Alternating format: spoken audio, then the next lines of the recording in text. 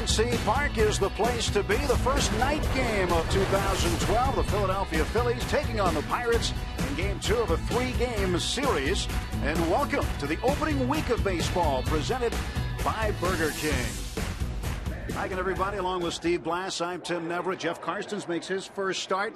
First start of the year, Steve. What's going through a starting pitcher's mind? Well, first of all, he's excited. Even though he came into spring training with a spot on this Pirates starting rotation, first time out, the Butterflies are going to be there. But, you know, he's a pretty grounded individual. And Jeff Karstens, I think, has a very good idea of what he can do, what he can't do.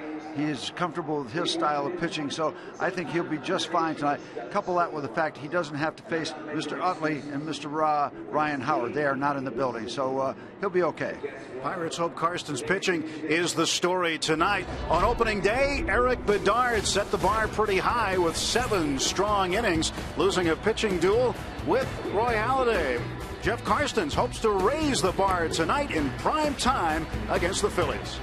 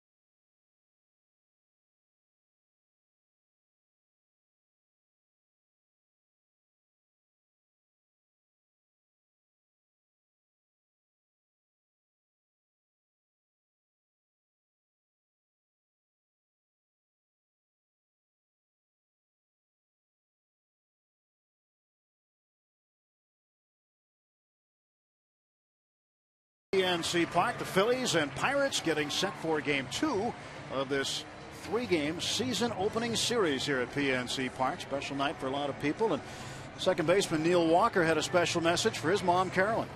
Hey, Mom. Happy birthday, Mom. I love you. See what happens when you're the local kid? Yeah, how about that? That's pretty special. That's nice.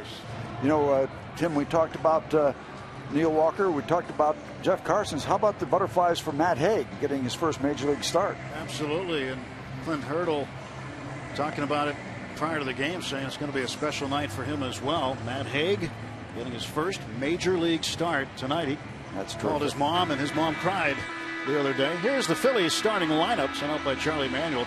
Victorino at the top of the order. Polanco hitting second. Rollins in that 3 spot. Then Hunter Pence. Lance Nix gets the start at first base, a left-handed bat. John Mayberry in left. Ruiz behind the plate. Freddie Galvis back there at second base. And Cliff Lee doing the pitching and batting ninth for Philadelphia. Talking about Jeff Carson's making his first start of the season. Came into the spring training month of March knowing that he was in the rotation. 9-9 last year for Jeff. He's done good work in 3 starts against the Phillies. Does not own a win or a loss, but has pitched well in those 3 starts against these Phils. And again, Utley, Howard not in the lineup makes life a little easier. Victorino took an 0 for on opening day. Follows the first pitch back. Tonight's starting pitcher brought to you by your Western PA Chevy dealers. 9-9 through a career high 26 starts for Jeff Karstens in 2011. 0-1 slapped foul, and Karstens gets in front, 0-2. That's what we saw from Jeff in spring training. That's what we saw many times from Karstens last season, Steve. Pitching ahead of the hitters, staying in front in the count. That's given him an advantage. Right, and that was a theme for Eric Bedard on opening day too. When you pitch out in front of the hitters, you know, it's tough enough for the hitters when they're out in front. 2 strikes now to Victorino, switch hitting center fielder. Victorino was in his 6th straight opening day lineup for the Phillies 2 days ago. 1-2. Just missing inside, but Jeff Carsons is not afraid to come inside. You need to have the fortitude to do that. You can't stay on one side of the plate all night. Larry Vanover calling the balls and strikes. 2-2 delivery. Fills it up at 3-2. You see our camera angle this year, true center, right down the middle, and you'll get a good opportunity by watching that camera angle along with us to see a much better angle on the pitches. Here comes the payoff. Base hit. Victorino with a big turnaround first, a leadoff single for the Phillies center fielder. Defensively for the Pirates, doing the catching rod Barajas at third base, making his Pirate debut is Casey McGee. You see the outfield, Presley, McCutcheon, and Tabata. There's McGee, Barmas, Walker, and Matt Haig making his major league debut. Barajas wrapping up the battery. Former Milwaukee Brewer, Casey McGee. Yeah, one of the great names in baseball, Casey McGee. Sounds like a throwback type of a ball player, and he plays it that way, and that's a good thing. Polanco takes ball 1. Polanco, a Gold Glover last year at third base. Yeah, and that's a little different lineup than Charlie Manuel would like to have. He'd love to have Utley in there, Ryan Howard. He'd love to have Jimmy Rollins a little higher in the batting order, but those guys are hurt. Close play over at first base. Victorino. You know, you talk about these Phils putting everything together for a 102 win season last year. Victorino part of that. You remember he's a Rule 5 player, so you talk about 3 or 4 core guys having big years all at once. That will create a 102 win season. That's what they did last season. 1-0 to Polanco, who lines it into center for a base hit. Well, the first 2 Phillies have reached against Jeff Karstens tonight. Well, the Pirates did that in the first inning against Roy Halladay. Didn't score. Let's see if we can turn the tables on them. Pitch by Carsons. Good looking pitch. That's a pretty good piece of hitting by Polanco. Slider down and away, just turns it back around over shortstop. Now Jimmy Rollins, a little different scenario. Andrew McCutcheon hit away in this situation on Thursday on the opener. Now Jimmy Rollins not out of the realm of possibility. He might put a ball down just to get a base hit, not only sacrifice the runners over to second and third. He's that kind of speed. He's got that kind of speed. He's got that kind of bunting ability. Remember on opening day in the first inning with 2 outs, he laid down a bunt for a base hit. That's how he recorded his first hit of 2012. 2 on, nobody out, and there's the bunt down third, fielded by McGee. He'll get Rollins by a step at first. So now 2 men in scoring position for Philadelphia with 1 out. The true sacrifice as Jimmy shortened up and just pushed the ball down the third baseline.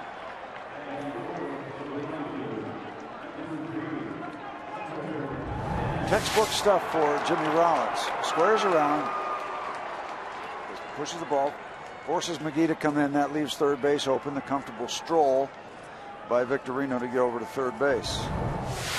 Hunter Pence, the hitter, the right fielder. He's had some success against Karstens in the past. 8 out of 21. He's hit .381 against Jeff.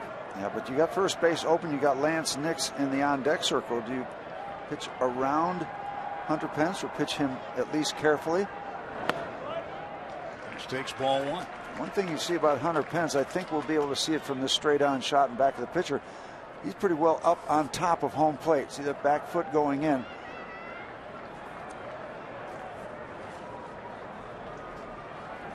Pence is not necessarily orthodox. No. In the way that he performs.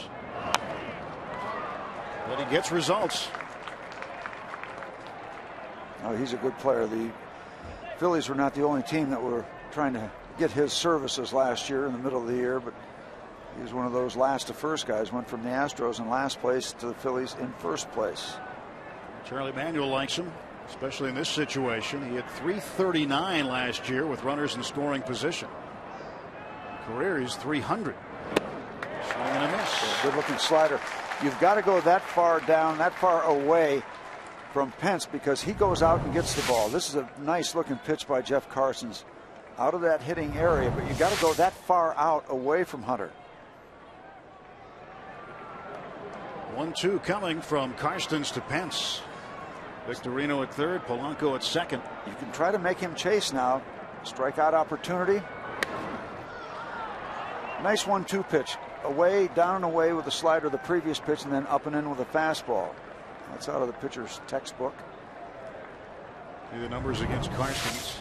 Following the slider, you see Barajas. They want to get him in there, and that's a good job by Pence to stay alive.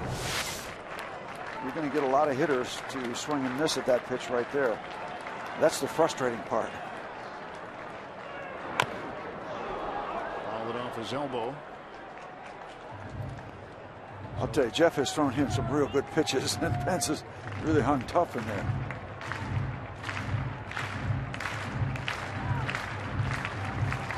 Don't let A.J. Burnett see this. No. Came up, got him in the elbow. Well, the elbow's safer than where A.J. got it. Look at the AGH can from Allegheny General Hospital Sports Medicine. Such a great tool we have to utilize in our telecasts. 1-2 pitch toward the middle. Walker's got it. He won't have a play, and it's 1-0 Philadelphia. An RBI for Pence. Victorino scores. And now runners at the corners with 1 out.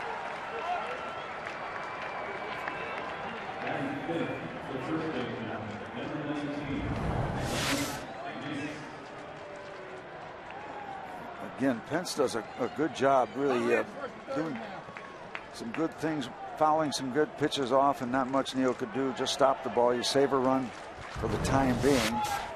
Double play still in order. Lance Nix getting the start at first base tonight. Ty Wigginton started there on opening day Thursday. And then a curveball taken for a strike. Backdoor curveball. It starts outside the strike zone, curves in to pick up that outside corner.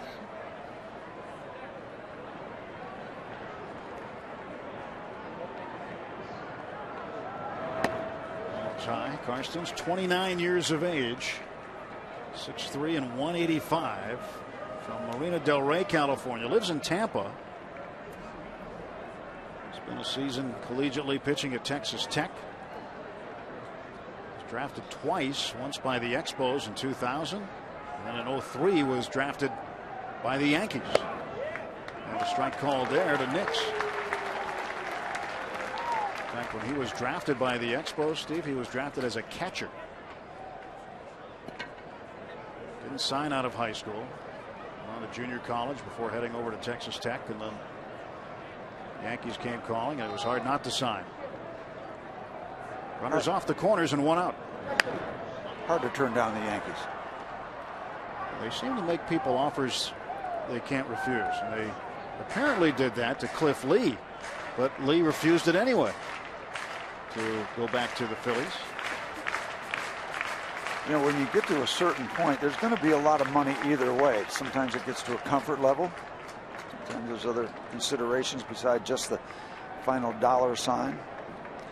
Jeff Carson's laboring here in the first inning, but still not damaged greatly. Jeff's thrown 19 pitches already. This is very much uncommon. Cliff Lee waits his turn. Cliff was offered a very lucrative deal by the Yankees, also the Texas Rangers, and turned it down. So Nix goes down on strikes. 2 away for John Mayberry, who will be up next. Very nice breaking ball down in that unhittable area, down and into a left-hand batter. They're not going to be able to do much with that, but they can't afford to take it either. That's a pitcher's pitch. Jeff Carsons gets a big out. You're wondering a little bit about working around Hunter Pence to get to Nix, maybe get that strikeout against a guy who doesn't have the credentials of a Hunter Pence. But do you want to load the bases in the first inning with just 1 out? So that probably went into the mix of why you pitch to Hunter Pence.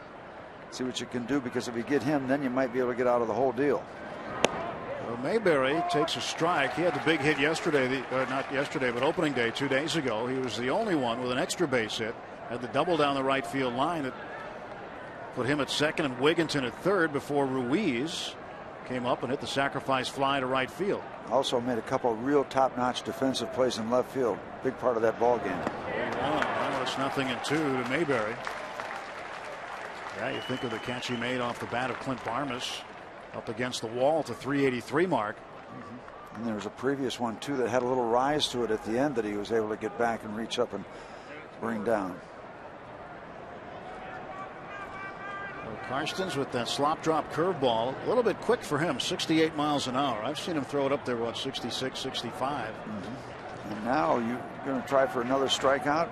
Be alive, Rod Barajas. Going to try to make him chase, perhaps. 0-2.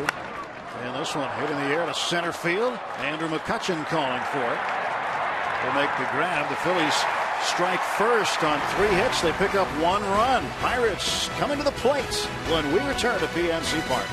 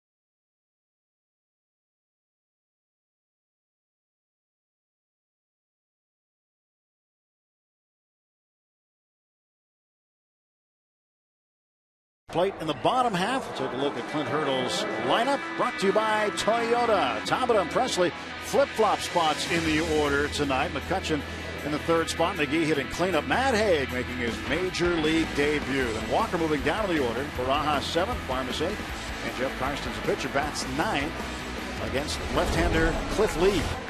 Doesn't get any easier for the Pirates. Halliday the other day, and now it's Cliff Lee.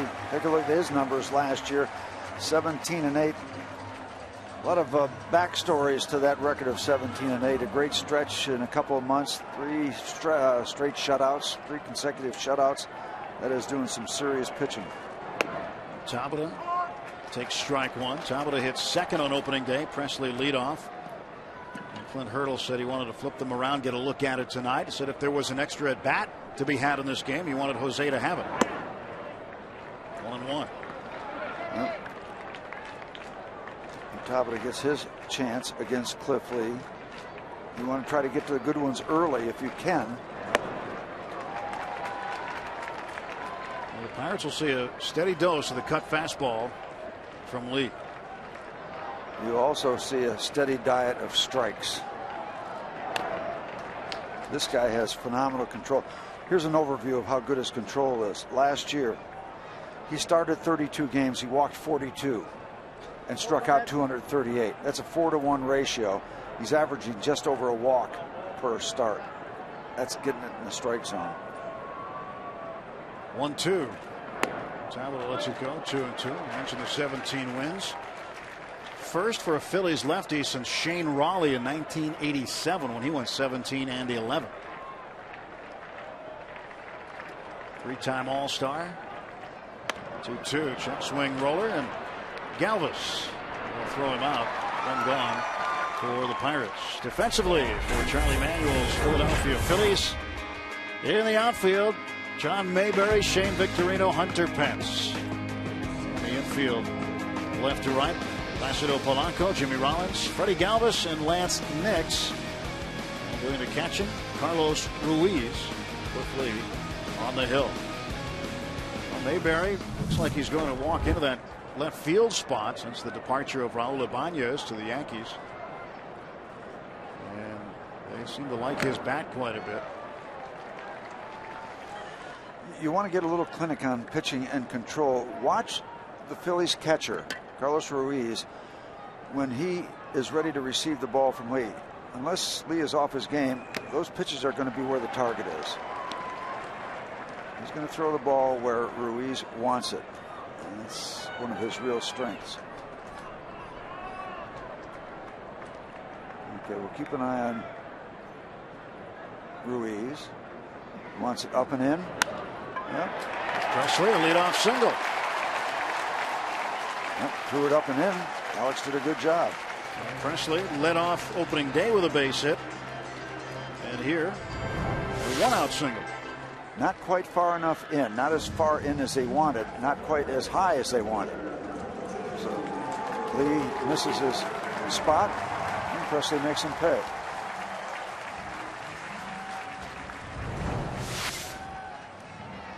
Alex now 2 out of 5 on the young season. Here is Andrew McCutchen, 0 for 3 opening day.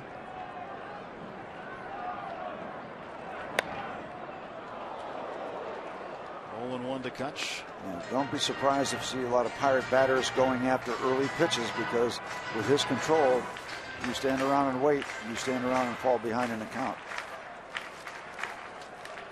23 home runs last year for McCutchen.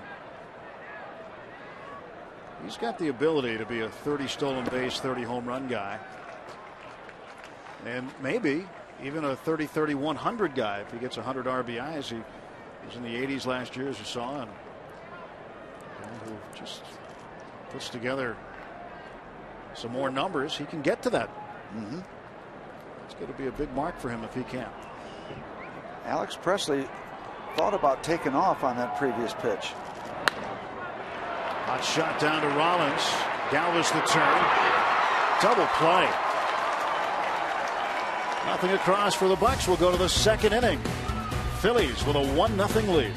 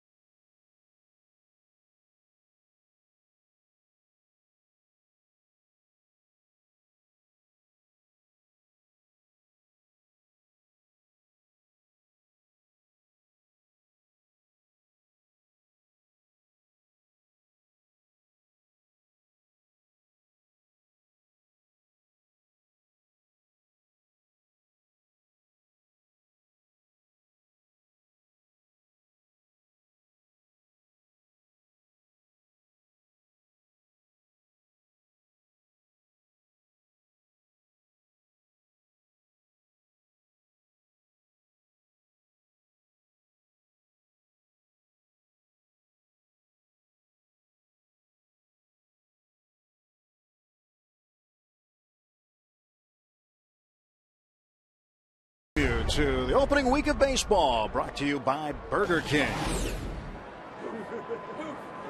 Pirates and Phillies, top of the second, 1-0 Philadelphia. And Jeff Karsten set to face the Phillies catcher Carlos Ruiz. It'll be Ruiz, and then Galvis and Lee. 7, 8, 9 in the Phillies order. 3 hits for Mr. Ruiz on Thursday. And probably the biggest contact he made was the one he didn't get credit for a hit. It was the sacrifice fly to right field that resulted in the game's only run scoring. Got Wigginton to score from third base.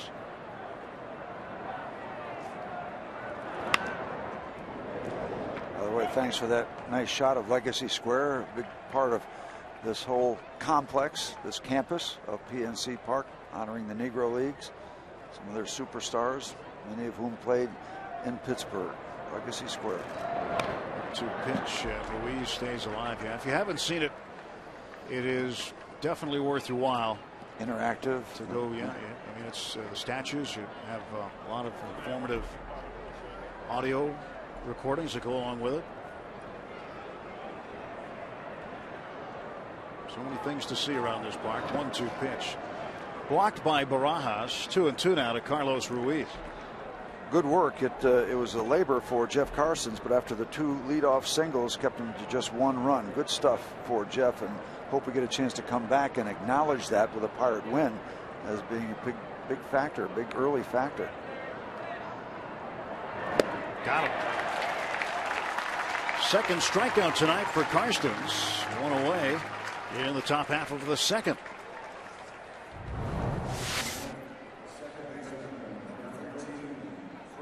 Big breaking ball from Jeff. Maybe not out as far as he wanted to, but he got it out far enough to make Ruiz chase. Had a little out in front with that nice off-speed curveball. Here's Freddie Galvis. Made his major league debut Thursday. Playing second base. A converted shortstop. He's from Venezuela and wears number 13, which is a tradition among Venezuelan shortstops to at least get a chance to do that once in their career. When Ronnie Cedeno was here, he wore number 13, but that was until Clint Hurdle came along, and that's been Hurdle's number for years, so he gave it up, switched to number 5 last year. But Galvis filling in for Chase Utley at second base. And he hits this one high in the air, deep to right field. Settling underneath it is his countryman, Jose Tabata. Let's take a look at our Day Automotive opening day roundup. News and notes from opening day. The Miami Marlins unveiled their new ballpark in a 1-game series and lost to the Cardinals. 3 teams had shutout wins. We know about the Phillies, the Mets and Reds also. And Carlos Pena became the 5th player in big league history. He had a grand slam in the first inning of a game. He had a 2-run single to beat the Yankees. What a day for Carlos Pena, back with the Tampa Bay Rays. And I don't know which hit he would say is bigger, the walk-off hit to beat the Yankees on opening day or his first inning grand slam. Nice choices. Cliff Lee had a couple of home runs last year.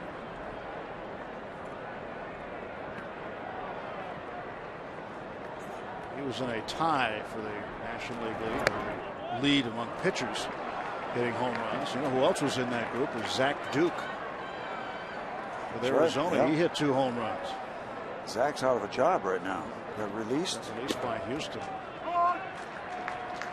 3-1 to Lee.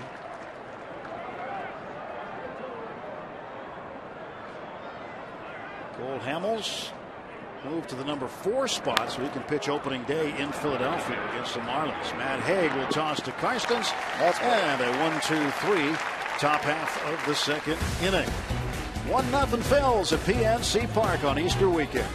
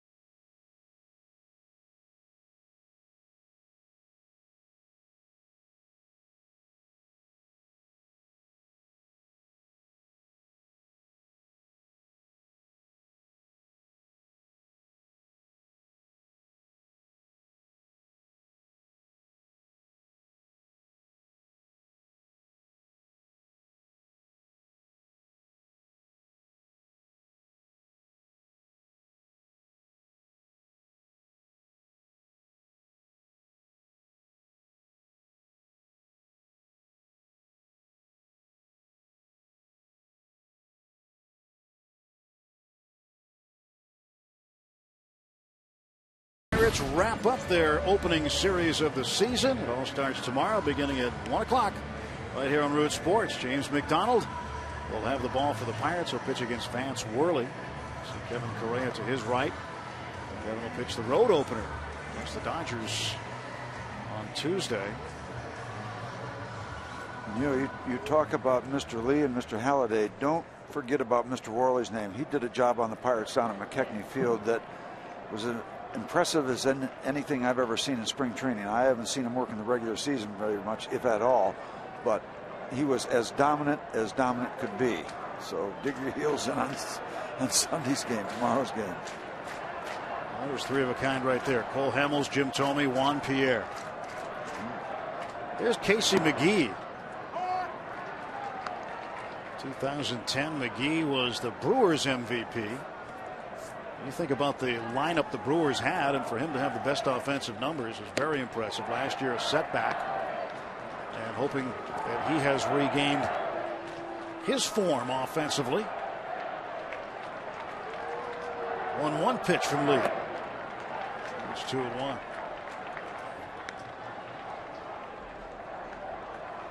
At 169 against left-handers last year. No home runs. Right-handers, we feasted on them a little bit more. Casey ahead now, 3-1.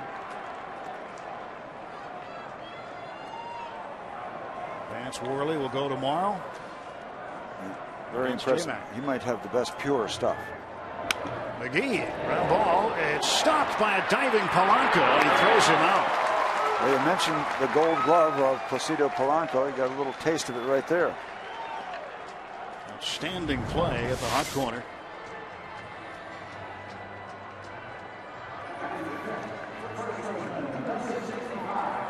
One of the keys to this play, well, any infielder, you make that commitment with the body, and you get up and you don't panic. You don't rush. The veterans will get up, get that back foot established again, and make your play.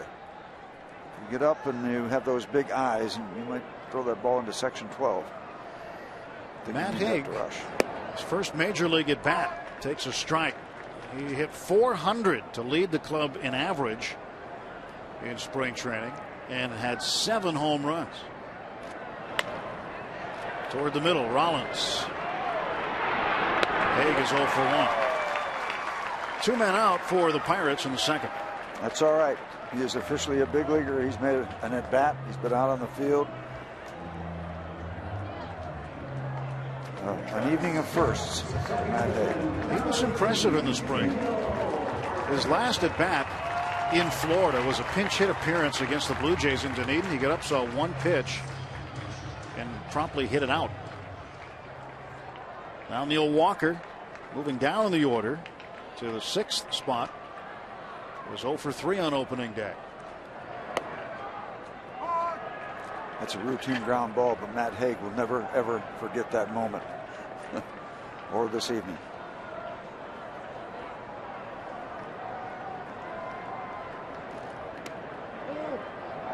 One appeal, no swing. 1-1. Neil was kind enough to wish his mom a happy birthday prior to the game. Speaking of moms, when Matt Haig called his to say he made the opening day roster, she cried. It was an emotional moment for the Haig family. Nothing wrong with that. Just fouled on the right side. Neil Walker does a lot of things right, doesn't he? A little reflection on mom and dad and how he was brought up.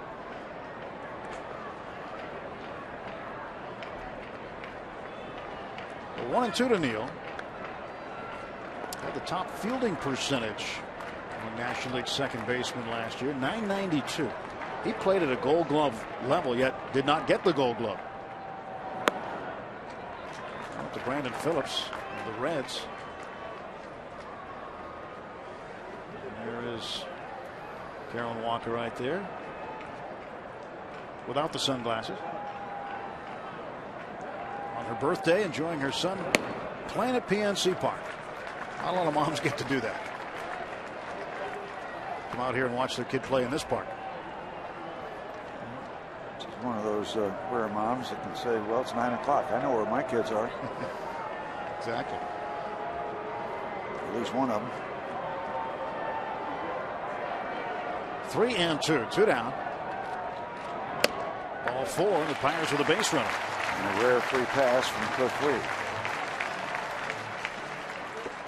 Cliff Lee, 33 years old, out of Benton, Arkansas. 6'3", 205 pounds. 22-3 in 2008 to win the Cy Young Award. 22-3. Finished third in the voting last year behind his teammate Roy Halladay and the eventual winner Clayton Kershaw of the Dodgers.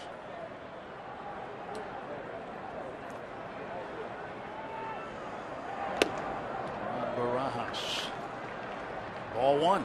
And we talked about the 3 shutouts in a row for Cliff Lee. A total of 6. This day and age, that's a big number because you don't have that many guys going 9 innings. You had 3 in a row. I did back in the day. When you're in that kind of groove, you want the ball every other day. Give me the baseball. I got it for the time being. I've got it. I'm in that zone. Yeah, 1968? 68, yeah, the year of the pitcher. A lot of us had good years that year. Denny McClain won 31. Gibson had a 1.12 ERA.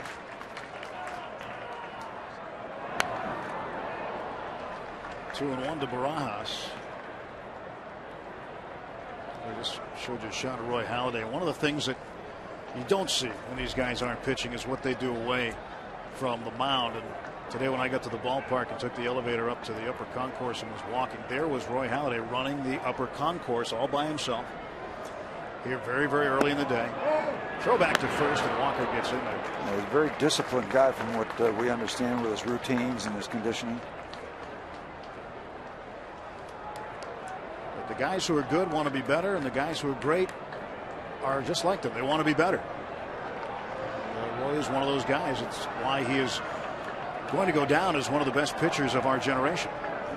He done just fine in 1968. 3-1 and Barajas down to Polanco. Barajas thrown out. Pirates strand a man, and we're on to the 3rd inning. 1-0 Philadelphia.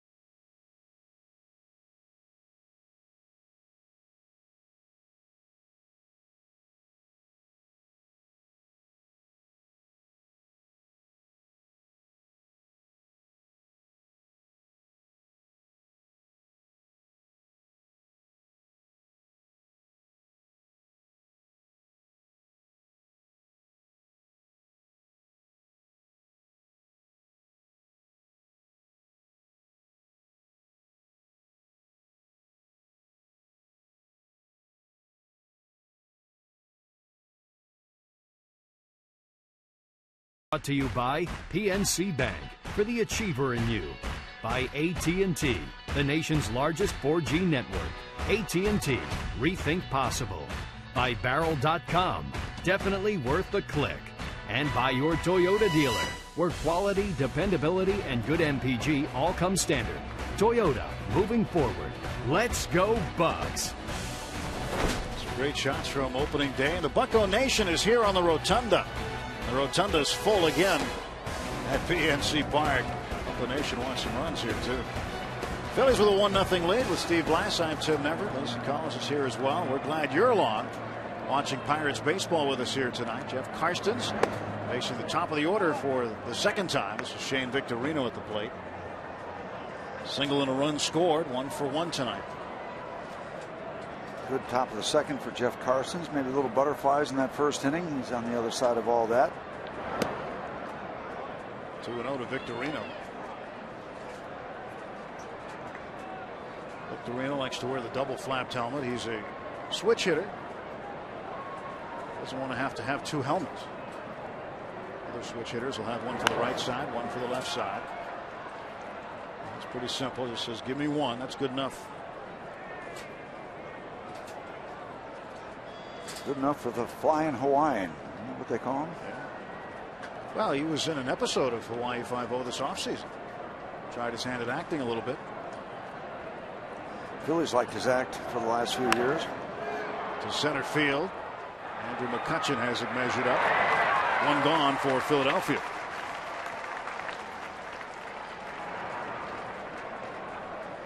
Well, Carstens has settled down after giving up the RBI single to Hunter Pence in the first inning. He's retired 6 straight since. Faces Placido Polanco. Polanco with a base hit, 1 for 1.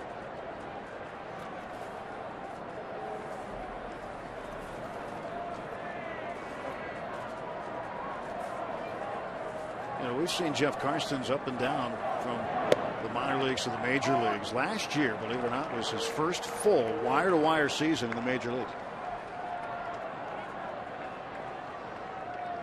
A blue-collar career for a blue-collar guy, and we need that in all the best of terms. One shot. Ouch. Consider the fact, Steve, that a couple of seasons ago, after the 2009 season, Pirates took him off the roster. Said, I'll show you, and he did. Came back, and whatever spring training assignment they gave him, whatever bus he had to ride, whatever day game he had to be ready for after the night game, split squad, no matter what, he showed up, earned himself a spot on the club. 1-2 now to Polanco. Nice.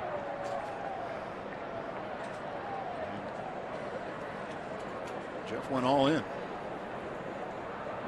Kind of a common phrase around here, isn't it? Right field side out of play. Well, one thing about Jeff too, and you saw Ray Searage there next to Clint Hurdle, pitching coach. He's got a very, very good relationship with Ray. Probably doesn't hurt that they don't live that far apart. Searage makes his home in St. Petersburg, Florida, right across the causeway from where Jeff lives in Tampa. I've had time to work out in the off season. Over to left center field, Alex Presley will make the catch for the second out. Doesn't hurt at all either that Jeff comes over and mows the lawn of Ray Searage. Yeah, that's never a bad thing to do for your pitching coach. Can you get me in the rotation? Can you get me the 2 spot in the rotation? I'll mow the lawn twice a week. I'll even cut the bushes. I'll trim, yeah. Michael McHenry, backup catcher, hanging close to the pitching coach. 2 people that should be your best friends, your pitching coach and the home plate umpire. Jimmy Rollins takes high for a ball. Also in the shot, Nick Leyva. He'd been away from the club for a few days due to some personal business and is back here today. See Nick back. You know, you wonder if it goes into the file a little bit, Tim, that Mr. Halladay hit our best hitter, Andrew McCutchen, on opening day. Roy Halladay knows where the ball's going. And you just want to wonder if that goes into the file that sometime down the road that the Pirates would say, well, we just have to acknowledge that and look out. Barmes, who was also hit by a pitch by Halladay, makes the catch. So, second straight time, Carstens has retired the Phillies in order.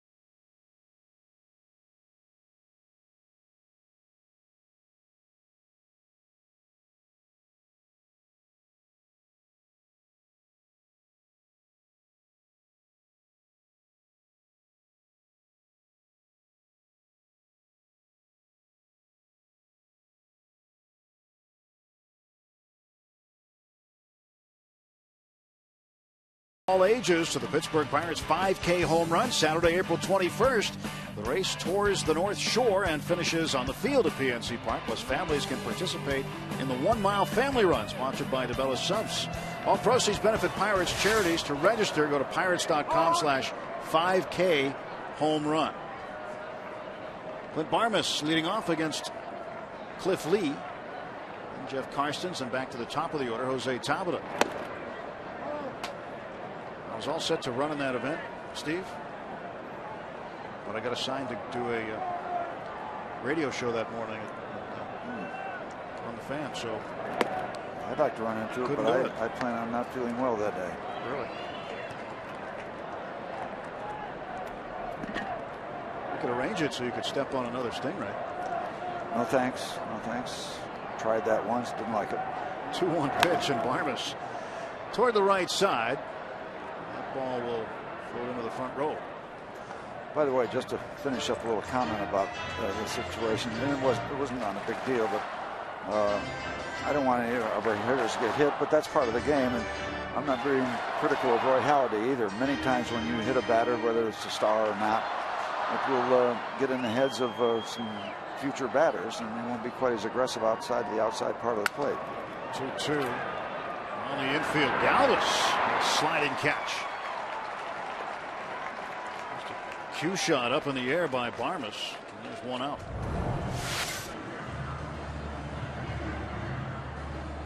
I don't think Clint got all of that one.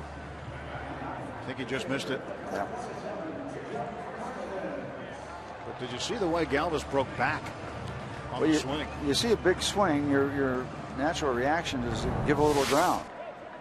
You get a big swing and not very good contact, you can get fooled. Karstens takes ball 1 from Cliff Lee. Well, Jeff, just pretend he's Randy Johnson. Yourself a base hit. That's what you did against the big unit. That special day you had.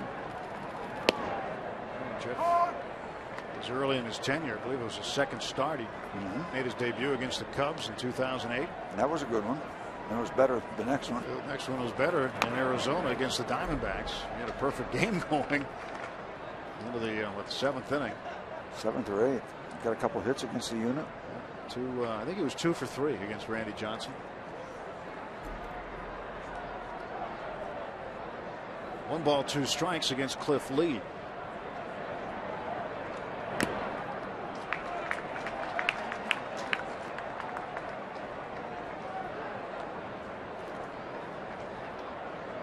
It's always the fun part of the game when you get a hit, isn't it, as a pitcher? Oh, yeah. Other times it's not so fun. Well, when you get a hit, it's always fun. But there are a lot of at-bats that are not fun at all. Jeff making Cliff Lee work a little bit for a bunch of pitches. There's a Tabata on deck. 1 out, nobody on. 2-2 pitch to Karstens. Broke his bat, rolled it foul. Bat exploded. The best thing that can happen to you when you're hitting as a pitcher is to hit the ball over the fence and then go down to first base, and the first base coach tells you to take a left instead of curling back to the right and going back to the dugout. Some Kimberly.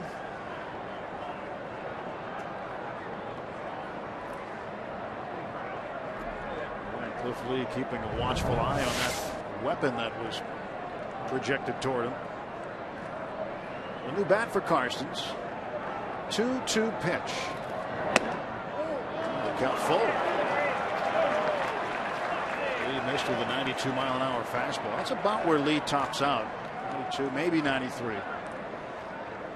Tops out pretty well. 238 strikeouts last year. 3-2, and again, Karstens making him work. Work. Nice to see.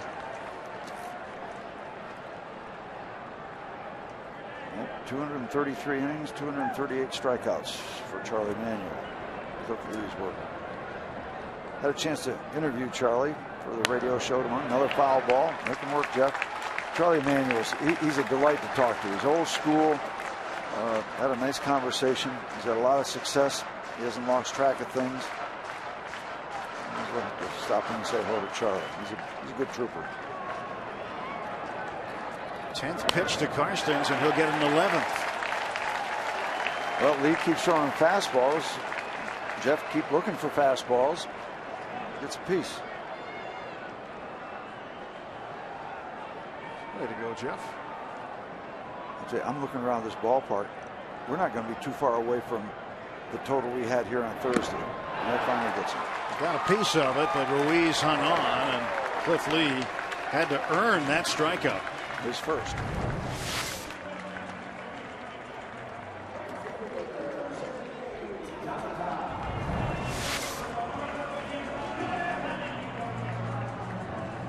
Lee with 46 pitches in the game. And about a quarter of them to Jeff Karstens.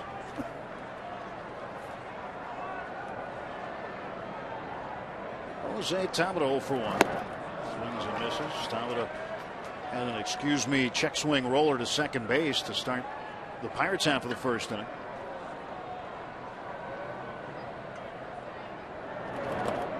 Phillies got their run in the top of the first. Victorino and Polanco back-to-back base hits. Sacrifice by Jimmy Rollins. Put the bunt down. Had runners at second and third, and then Hunter Pence with a base hit up the middle. It was gloved by Walker behind the second base bag, but he had no play. And that scored Victorino with the game's only run.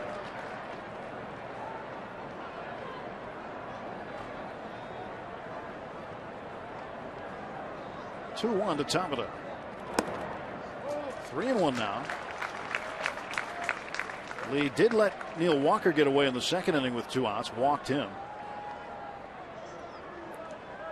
And if he loses Tabata here, it'd be a rare time you'd see Cliff Lee with more walks than strikeouts in a game. And this is a little out of character for him in that regard, but also the number of pitches. Down to third, Polanco. Goes out Tabata. Pirates gone in order in inning number 3. Fireworks coming up after the game from the Allegheny River.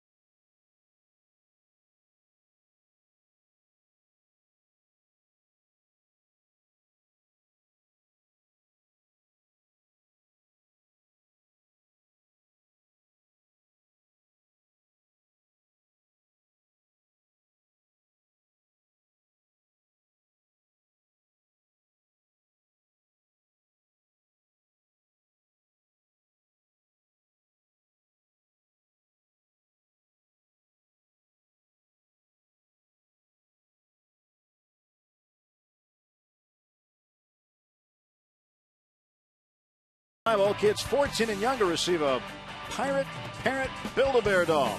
Thanks to Highmark. Come early for the kids' fun zone on Federal Street. Stay after. Kids get to run the bases thanks to H.K. Anderson Pretzels. For tickets, go to pirates.com. Pirate Parent Build-A-Bear. That's tomorrow. And the Pirates and Phillies wrap up this 3-game set. 1-0 Phillies, top of the 4th inning. Along with Steve Blass, I'm Tim Neverett. Glad you're with us tonight. Watching our first night game of the season. Hunter Pence, the batter. And he will take a ball, 1-0. Okay, Tim, I think I've seen just about enough of 1-0 Philly leads for the last day and a half. So let's change that, shall we? Yeah, I'm with you there. Had enough of it on Thursday, had enough of it so far tonight. Pence fooled by that one and took it for a strike. There's that slow curveball you're talking about. That's the tricky one because you're throwing it inside to a right-hand batter. He thinks it's going to stay in there. I don't know if you can call that the back door slider or the front door slider. Nice backhand play by Barnes. Throw to Haig. 1 out.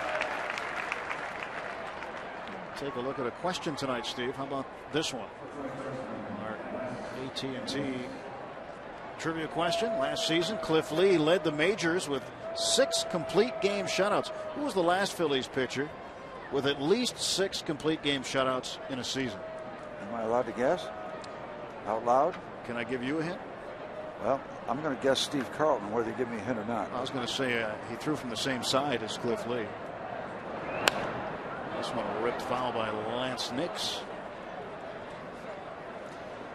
I don't know if that's the answer, but I remember Steve Carlton. You talk about a season, 1972, the Phillies won 59 games. Carlton won 27 of them. That's pitching. Well, one missed inside to Lance Nix. Nix had been with Cincinnati. We had seen him play much more often with the Reds. Now here with the Phillies. Pirates infield in a shift. Armas has the left side all to himself.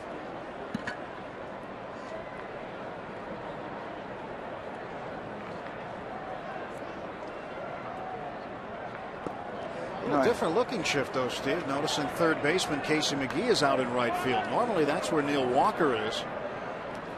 But with nobody on, this is a different looking shift that the Pirates are employing.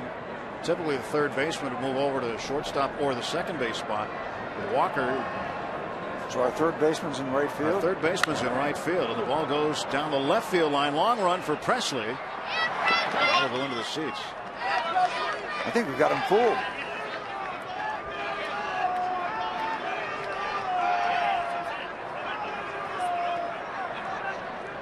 Take a look at Nix's hits by direction. 42 to right. So heavily defended to the right side. Full count to Nix. 1 out. There is McGee in right field. Short right field. It'd be tough for him to get over and make a play on a bunt to third base. Tough to impossible. I think they're conceding the bunt. Yeah, I mean, I don't get it. I'm sure there's a reason why they're doing this. I mean, if you're going to do it, what difference does it make who's out in short right field? I mean, we've seen the shift 100% of the time the last 2 seasons. Walker's been that guy out there. 3-2. Oh, just missed. Just missed. Very close on the inside edge. Perhaps a little off it. Now, Jeff's going to have to wait now till he gets his third baseman back.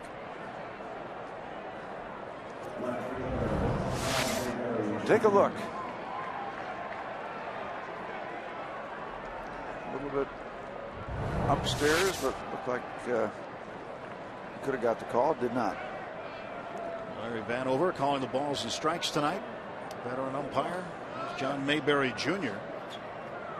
And that walk ends a string of 9 straight retired by Karstens.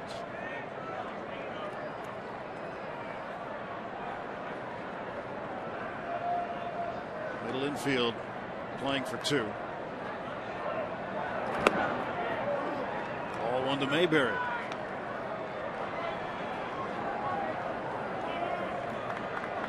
Karstens had an interesting number last year when it came to ERA. His ERA was very good. But when he pitched 6 innings, really good. His ERA was 2.43. When he pitched 7, it was even better, 1.71. And a ground ball slowly hit to short. Barmes with 1 play. And Mayberry is out. Over to second base goes Nix. You know, I constantly hear people talk about Jeff Karstens. Well, he doesn't have much of a fastball, but he knows how to pitch. He's got a good feel out there. I acknowledge all that.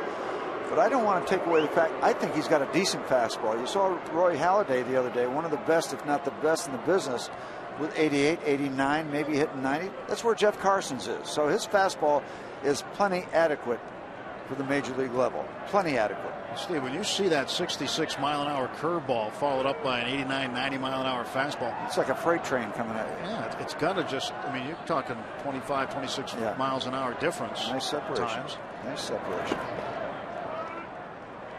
Isn't that the name of the game? Separation. Change speeds. Change speeds.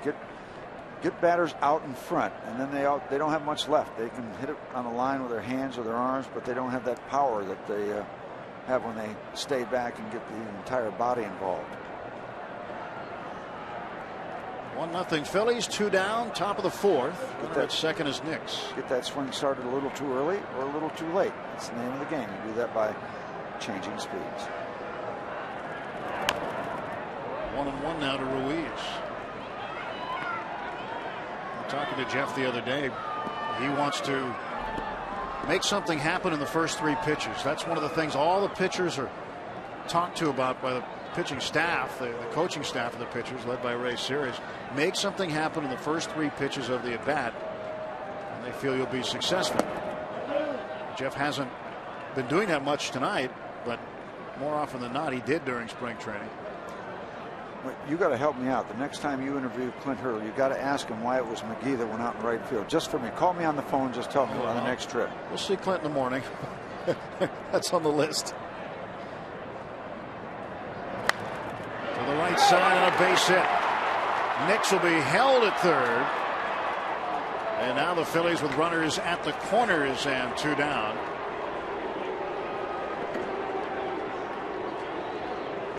Initially, Juan Samuel was going to wave Lance Nix around.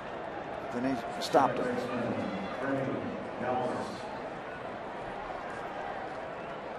Ball out to Tabata. Jose comes in. Up throwing. Not the strongest throw in the world, but he got rid of it quickly, and that created the stop sign at third base. Ruiz has become a hit machine. Ruiz 1 for 2 tonight, 3 for 3 Thursday. And Ruiz not going to start tomorrow. Brian Schneider will start tomorrow behind the plate to catch Vance Worley. And that's a situation where you ask the question, well, is he his personal catcher? And Charlie Manuel will wince at you and say no, that's not the case. He says it a day game after a night game situation, and that's not the answer either. It's more along the lines of he catches Worley more than Ruiz does. Well, that becomes his personal catcher. You know, that's kind of an interesting thing that a pitcher that young has a personal catcher. That's that's another question I'd like to ask. Well, Cliff Lee and Roy Halladay apparently have a personal catcher too, because they've made it known they want Ruiz catching him. So Ruiz will catch one. Halladay and Lee pitch to left field. On the move is Presley. That's the end of that half inning for the Phillies. No runs a hit. 2 men left. Pirates trailing the Phils 1-0.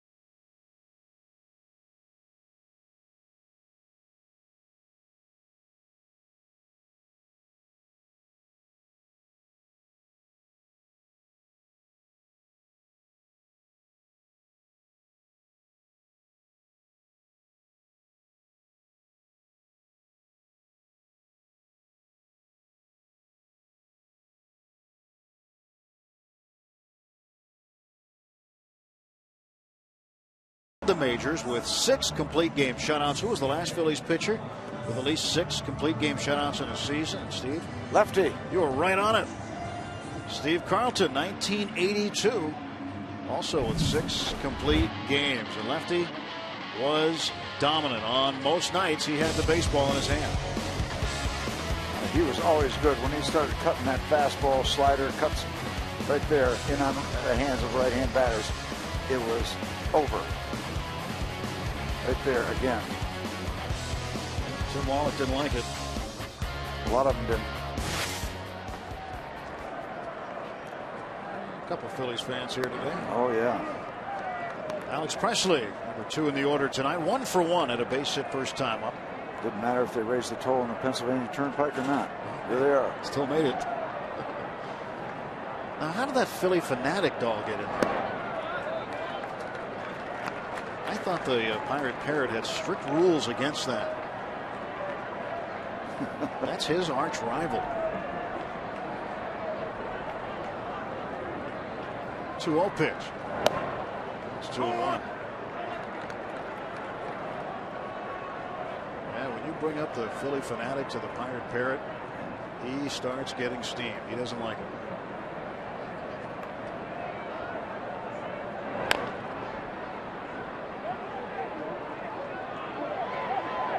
There's a tribute to the Parrot. Good looking headgear, huh? Yeah.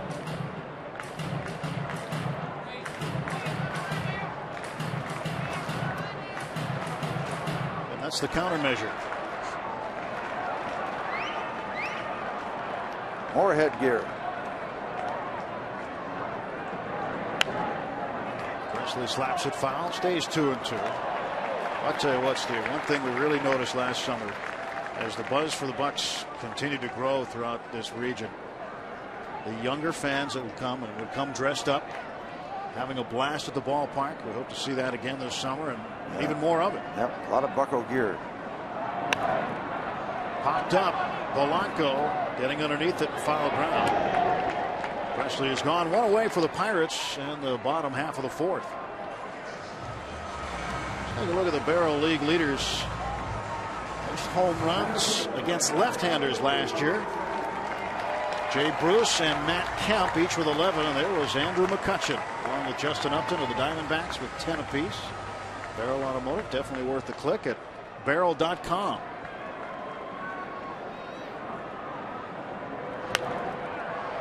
Popped him up. Catcher Ruiz. He came back on him, and quickly there are 2 men out. Not a good start for McCutchen. He's 0 for 5. He's hit into 2 double plays in the first 2 games. Now has popped out to the catcher.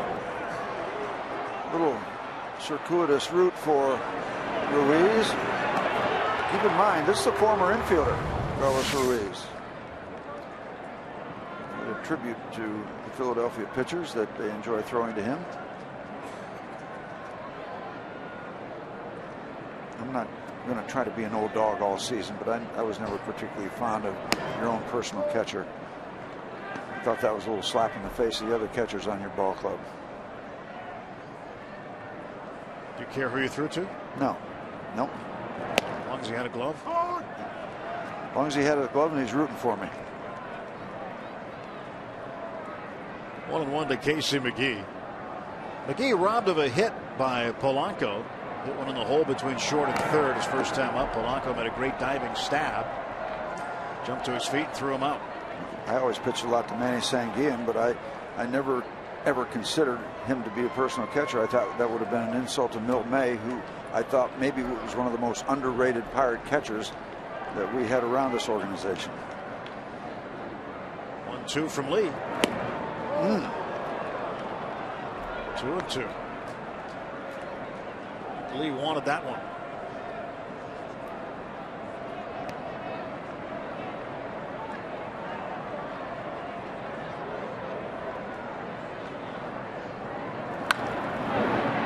Galvis battling with a baseball and manages to throw him out. It was baseball versus Galvis, and Galvis won.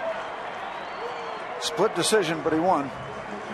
Well, Well, Freddie Galvis filling in for Chase Utley at second base. Got in the way of the baseball, and his shortstop skills helped him there, playing second base.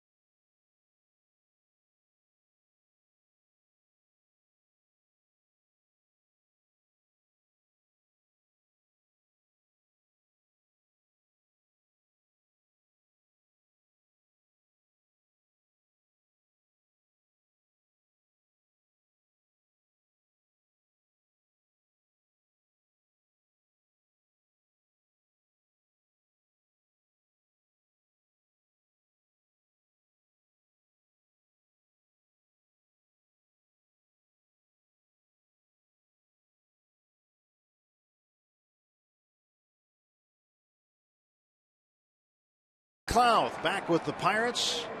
PNC for the Achiever in You. 261 with the Buccos. 482 games. 2008 an All-Star, Gold Glover. To appear on opening day as a pinch hitter.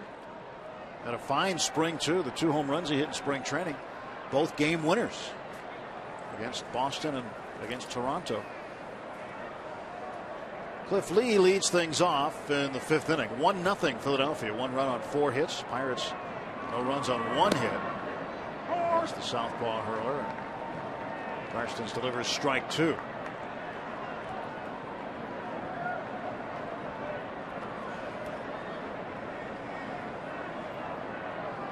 Karstens making his 3rd career start against Philadelphia. This is his 6th overall appearance. Has no decisions against the Phillies. To left field. Presley there. 1 out. Let's check in downstairs with Lacey Collins. Lacey.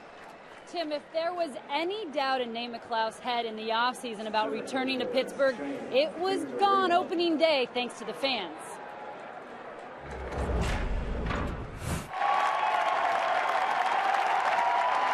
For the Pirates, number 2, Nate McLouth will bat for a re-sign. Nate McLouth. Making him feel right at home in his return to Pittsburgh. He told me he didn't expect anything like that in the ovation, but he says it's also what made it feel just right about coming back to the Bird. Guys? Yeah, it's nice of him to be back here because when the Pirates traded him to Atlanta, it was an unpopular trade at the time, but everybody involved in that trade still here. As Victorino's got his 2nd hit of the night. You know, the interesting thing about that too, Nate made his feelings known before that kind of an ovation. So it wasn't like he reacted after he got that wonderful welcome. He was pretty sincere about coming back before they gave him that very, very nice round of applause. He's traded for Charlie Morton, Gorkis Hernandez, and Jeff Locke. Morton, Hernandez, and Locke all still with the Pirates, and they got Nate back as well. So I have to say that trade worked out. Keep an eye on Shane Victorino. He will take off. He'll try to steal a base. 1-0 ball game. Not much happening. There goes Victorino. He stops. Throw back down by Barajas, and a backdoor tag just a little bit late. Big secondary lead by Victorino. Looked like he had thoughts on breaking for second and then just slammed on the brakes. Abort the mission. Abort the mission.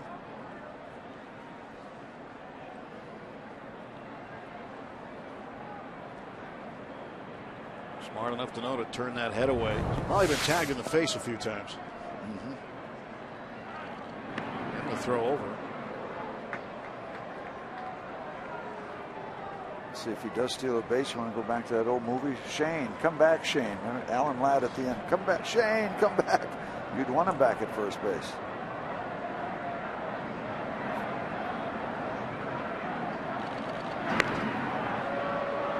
How many movies have you seen? 1,000. Trivia question for Pirate fans. What's the name of the actor that played who's the kid actor that played that role that called Shane back? Answer is Brandon DeWitt. Wow. How are you going to argue with that? It was 8,000 years ago. You could throw anybody's name out there and I'd still, I believe you. I was thinking you were going to say Chuck Connors. Well, isn't the cowboy stuff? Bucko? The rifleman who played for the Dodgers and the Boston Celtics. That's right, yeah. You could have told me that, I would have believed you. I thought he played for the Pirates, but you're right.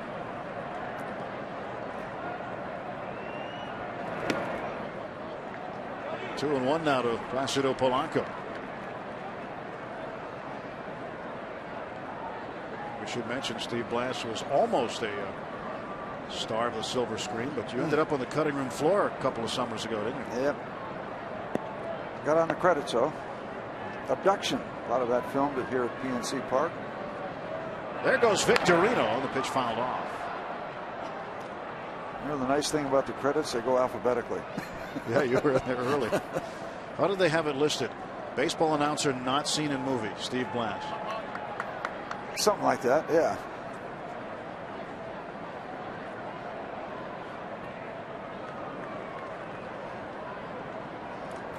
Two and two to Polanco.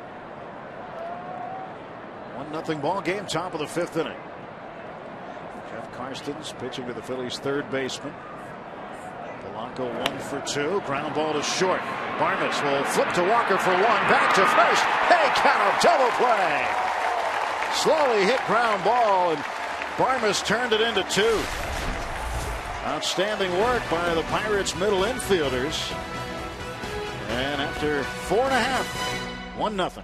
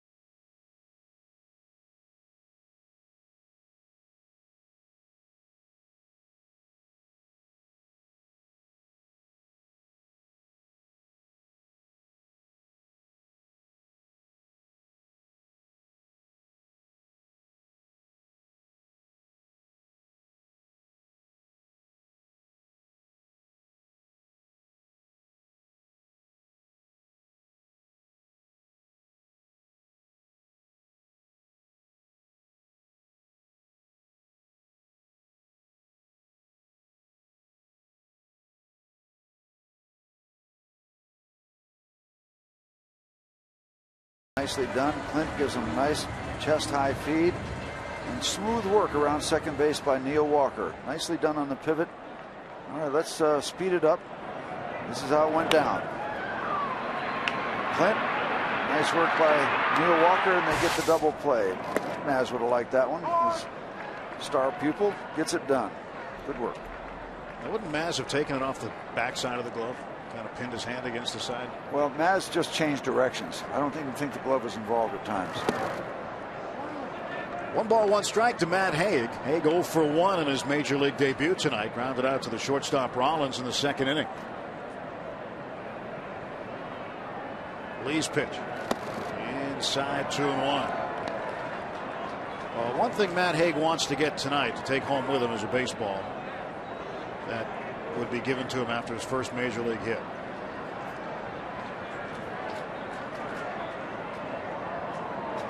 Two-one. Toward Rollins again. Haig is 0 for 2.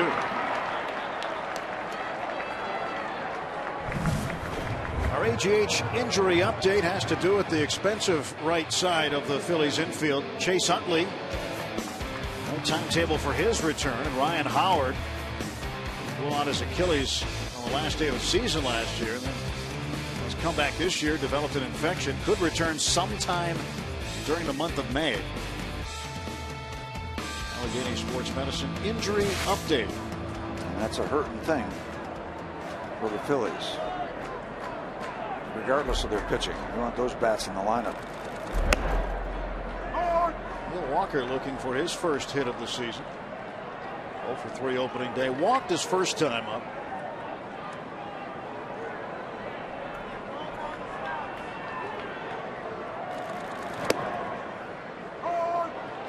That pitch just barely caught the black on the inside corner. 0-2.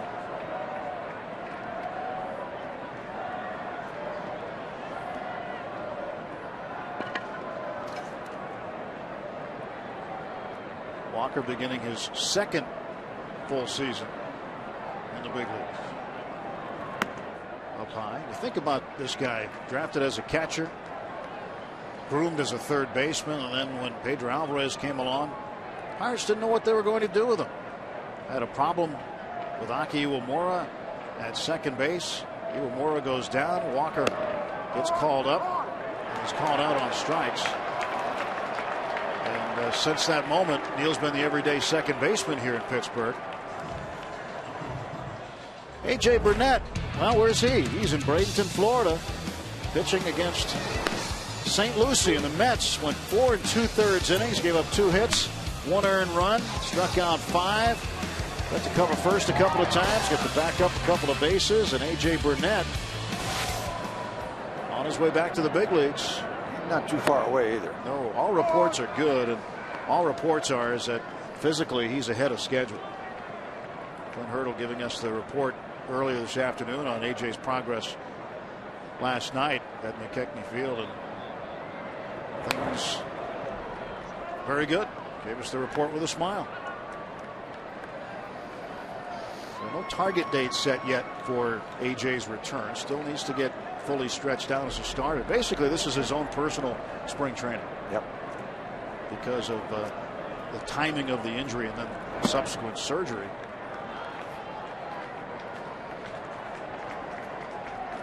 But AJ was known to say that he didn't hurt his arm. He hurt his cheek. That's right. So he felt like he could pitch. Yeah. So it's not too long after that you can start throwing, because it's not an arm or leg thing. It's unfortunate in some ways, it's up around your face, but fortunate in other ways, you can keep the legs going and you can start throwing again. You're not going to get any balls hit back at you when you're throwing in the bullpen. 2-2. Barajas pops this one up foul over the first base dugout. What kind of bunter were you? I was a decent bunter. Old school again. I would square around not quite as early, because I got a little nervous if I went around too early. I thought I had kind of a bullseye on my forehead, so I would try to time it a little differently. But it's repetition, it's concentration. Barajas down on strikes. Pirates gone in order. We'll head to the 6th. Cliff Lee and the Phillies with a 1-0 lead.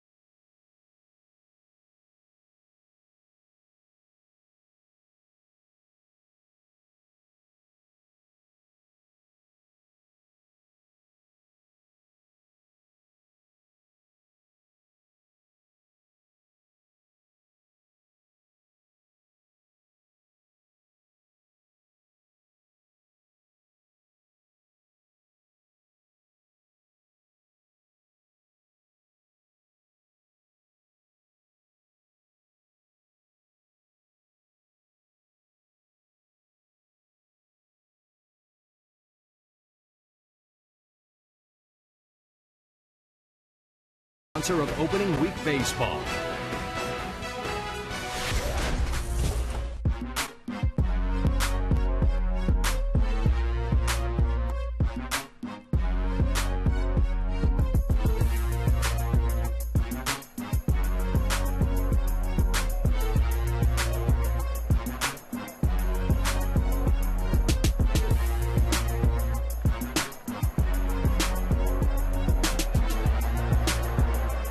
The fantastic pictures provided us tonight by the AGH can. Along with Lacey Collins and Steve Blast. Tim Neverett, top of the 6th inning, 1-0 Philadelphia. Jimmy Rollins, shortstop and third hitter in the order, facing Jeff Karstens. 1-0 pitch. Roped right at Matt Haig for the out. Well, you need positioning every once in a while as a pitcher, and the Pirates got that. They had Haig in the right spot. That ball was blistered. And a quick out. Former Pirates infield coach Perry Hill used to always say, range is positioning. Yeah. If you're positioned right, it's going to show up. You got great range. You got great range if you're there. There's Hunter Pence with one out. Off-speed pitch got him swinging.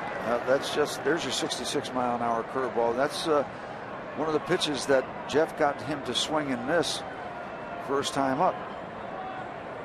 Pence was able to later on get the infield hit to drive in the only run of the ball game in the top of the first.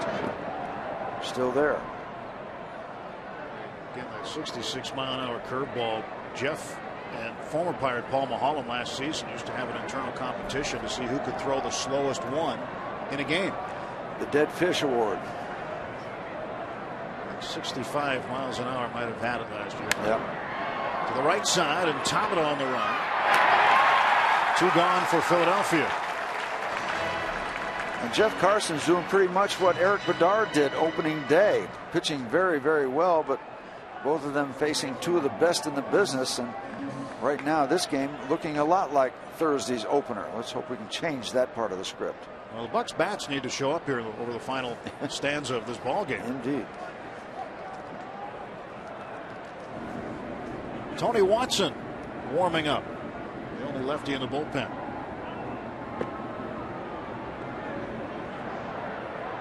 Pitch to Nix, falls in for a strike.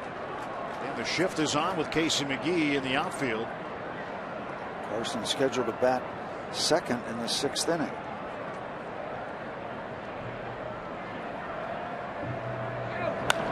Ground ball to Walker. Very efficient work here for Jeff Karstens.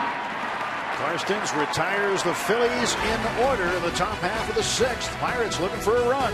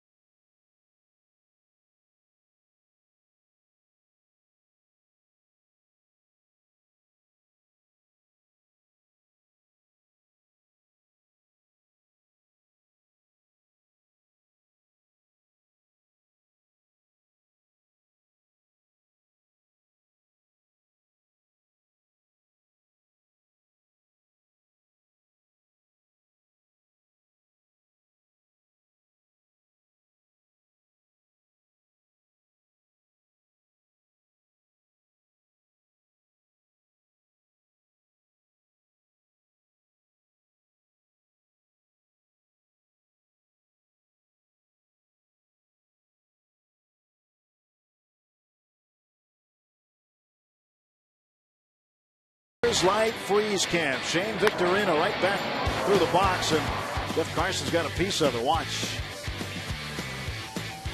Coors Light Freeze Can brought to you by Frost Brewed Coors Light. Usually an unnerving time for a pitcher when you have a bullet like that hit right back at you. Just kind of glad it's off to the side. A 1-0 lead for the Phillies. Penguins with a win today over the Flyers, 4-2. Kenny Malkin, monumental day for him. Picked up his 50th goal.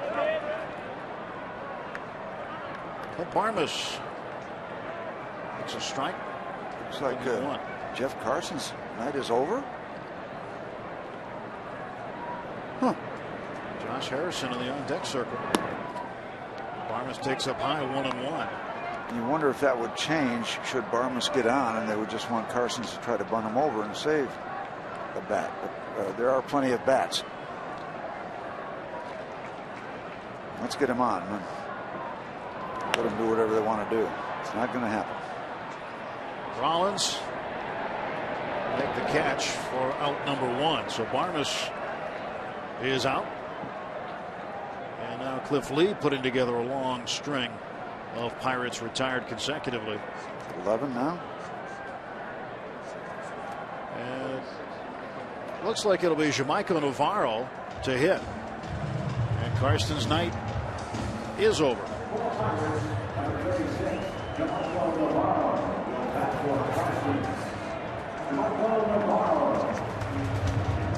Carson's talking to Chris LaRue. Here is Navarro, the former Boston Red Sox and Kansas City Royal.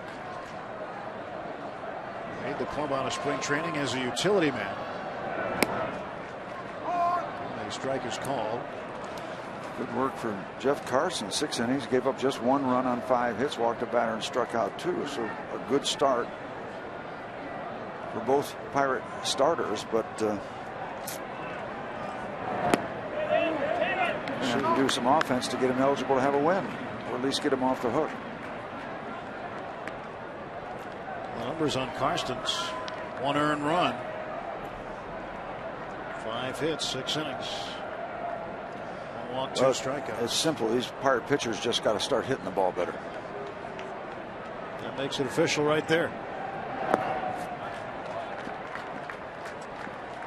Jamaica Navarro, 2-1. First name spelled Y-A-M-A-I-C-O. After extensive research by yours truly, Greg Brown, and Jim Trudinich with the Pirates. We just asked him several times. He has informed us he wants his name pronounced Jamaica. Even though turn the Y to a J, huh? Even though with Boston and Kansas City and his whole career he's been Jamaica, he wants to be Jamaica now.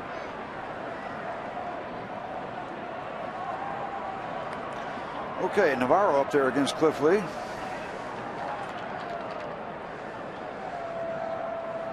So Navarro waits and Lee winds. Ball 4. Navarro is aboard. The Pirates have the tying run on in the bottom of the 6th.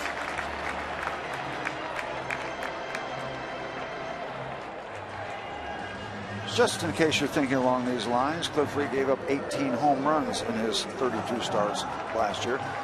Not a high number, especially when you consider he does a lot of his work in that ballpark in Philadelphia, which gives up the long ball in bunches. Jose Tabata 0 for 2 tonight. Grounded to second, grounded to third. Was 1 for 4 opening day. Looks at strike 1.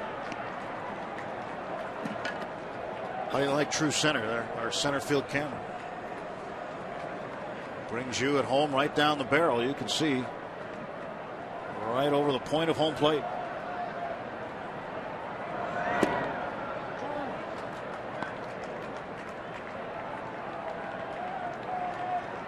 That's where it emanates from. High atop the batter's eye.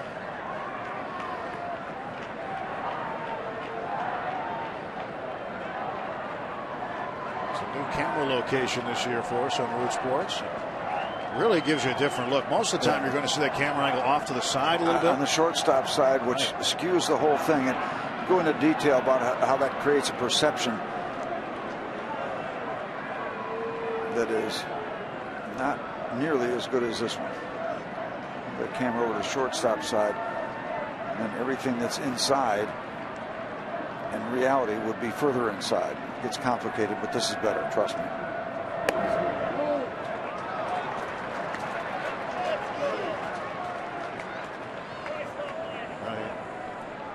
You see the camera to the left of the batter's eye, he's waving at you. That's typically where the center field camera shot comes from.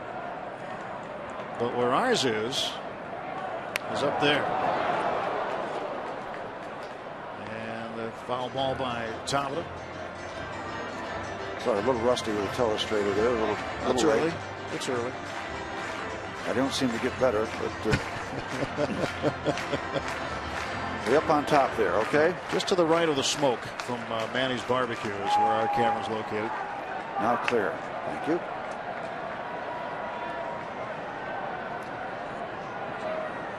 Here's a 2-2. It's into center field for a base hit. Second hit of the night for the Pirates. And now something going on with 2 on and 1 out.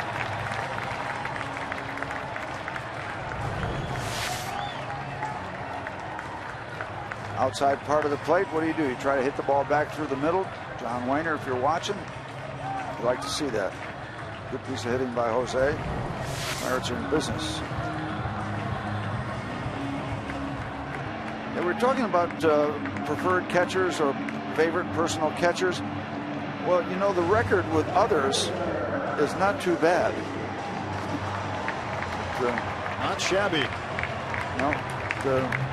The thing with Cliff Lee is going to pitch pretty darn well, no matter who's in back of home plate. So, but the key thing there, though, is that his earned run average is a full run lower with Ruiz. And again, you're talking about Lee with a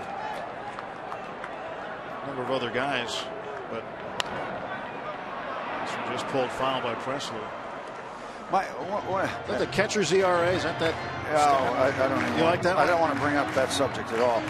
My point is, what happens if your personal catcher, your favorite, gets traded, or you get traded? Do you have to take him along with you? Maybe you want to make it a package deal. Call your agent and say, I've got to have this one here. I'm not going to go to that other team. I don't know. It's a big problem. 1-0 Phillies, bottom of the 6th. Pirates threatening. Navarro at second base. Tabata at first. And Presley takes low. Alex Presley out of the University of Mississippi. Ole Miss Rebel. Facing a Razorback from Arkansas. A couple guys played baseball in the SEC. Well, if you can catch a gap now, Shane Victorino quite shallow when you think that Presley has some decent pop. Find a gap and everybody can run for quite some time.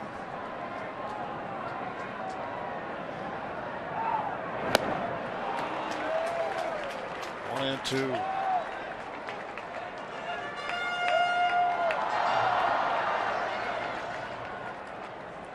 Cliff Lee, very, very tough to hit. He'll throw you cutter after cutter after cutter. Cutter, not as much velocity as a fastball, but a little movement to it. The old original slider. And a ground ball towards second. Galvis goes to Rollins for one. Presley beats it out. So 2 men out now for the Pirates. Navarro, the runner, at third base. And Presley over at first. Tying run 90 feet away now, with Andrew McCutchen coming to the plate. Ruiz and Lee having a conversation about the next Pirate hitter. Kyle Kendrick has been heating up in the bullpen for Philadelphia. Well, if you're going to be in this kind of situation, runners on first and third, kind of getting deep into a ball game, you're down 1 run, who else would you like to have up there other than Andrew McCutchen? And McCutchen looking for his first hit of 2012. Pirates in need of some 2-out action here, trailing 1-0. You got good speed at first base. Just thinking ahead a little bit, you get a double, you can take yourself from 1 run down to 1 run ahead. 2 outs. Alex Presley would be going on contact.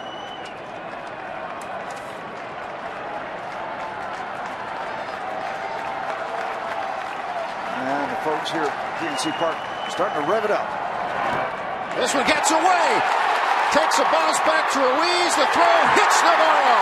Ball game tied, and over to third base is Presley. Well, who would have expected that turn of events?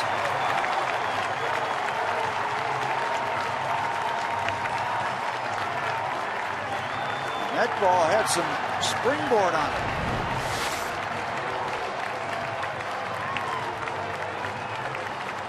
Came off the stone backstop. Yeah, that was going to be an out if Lee can corral that ball from Ruiz. Ruiz got the perfect bounce. Well, the first Pirate run of the season comes on a wild pitch. And that's all on Cliff Lee. That ball was there for him.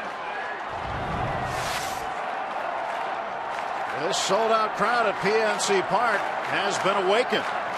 Andrew McCutchen a chance to give the Bucks the lead. If we get a chance, I want to see that again because it looked like Ruiz gave him a pretty good feed. There's the throw. Lee, I think, just lost his concentration. He might have heard the footsteps. 2 balls and a strike now to McCutchen. And that particular play, and we've known it for 1,000 years, that's a test of a pitcher's resolve because you got a guy coming down the fast lane with your back to him, and you are very vulnerable. You're and if you're thinking about that runner coming in, that's the kind of thing that can happen. McCutchen drills this one foul, way out of play. Frustrating situation for Cliff Lee in that he walked Navarro. He doesn't walk very many people, and that's the runner that comes around. So his walk, and well, I'm sure Cliff Lee will say, hey, I should have got that ball from Ruiz. Well, this will be the 99th pitch for Cliff Lee tonight. It's a 2-2 offering coming to Andrew McCutchen. He struck him out, and Kutch 0 for 3 leaves the go-ahead run at third base. But the Bucks get one and tie it up.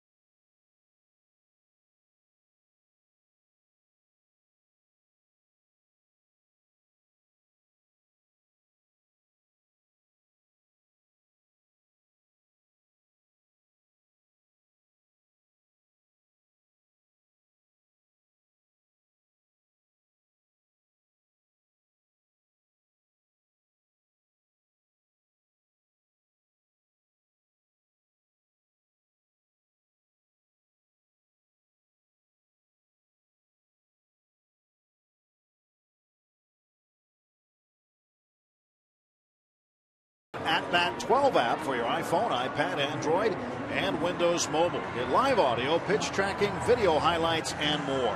Text at Bat to 31826 or visit Pirates.com for details.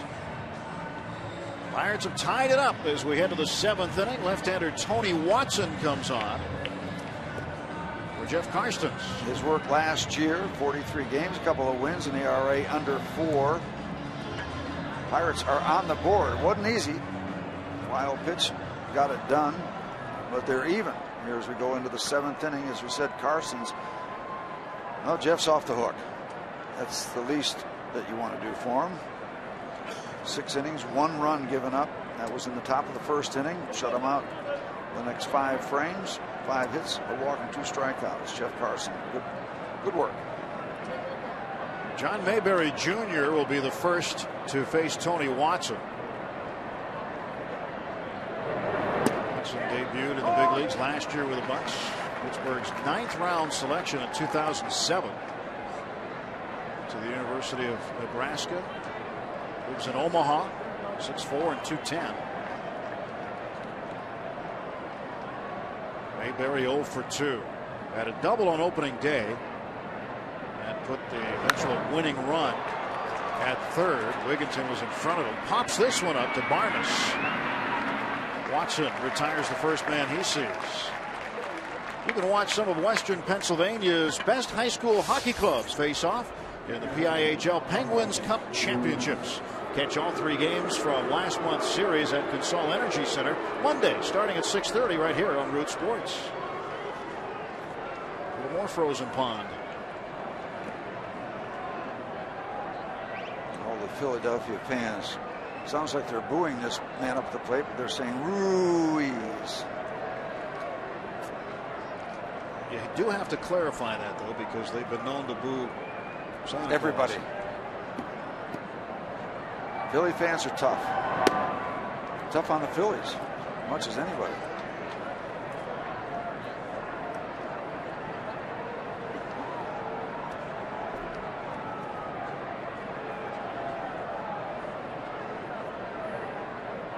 One ball, no strikes to Ruiz. That pops it up. Barajas will give it a look, but it's over the dugout.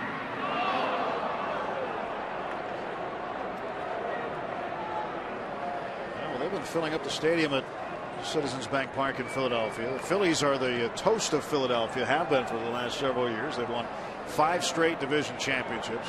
I think they've nudged the Eagles off the front page a couple times. And the Flyers and the Sixers are not quite forgotten, but they're back page material now. 1-1. 2-1 now to Ruiz.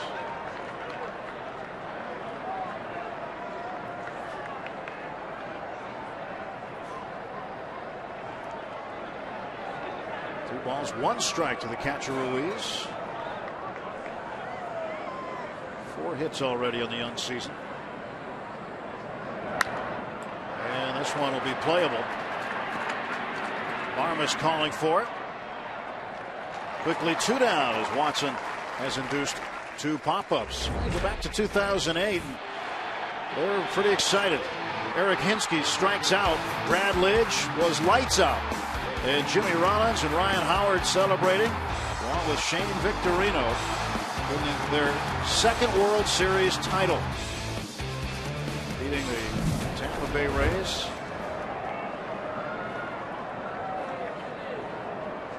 World Series titles, far and few between for the Phillies.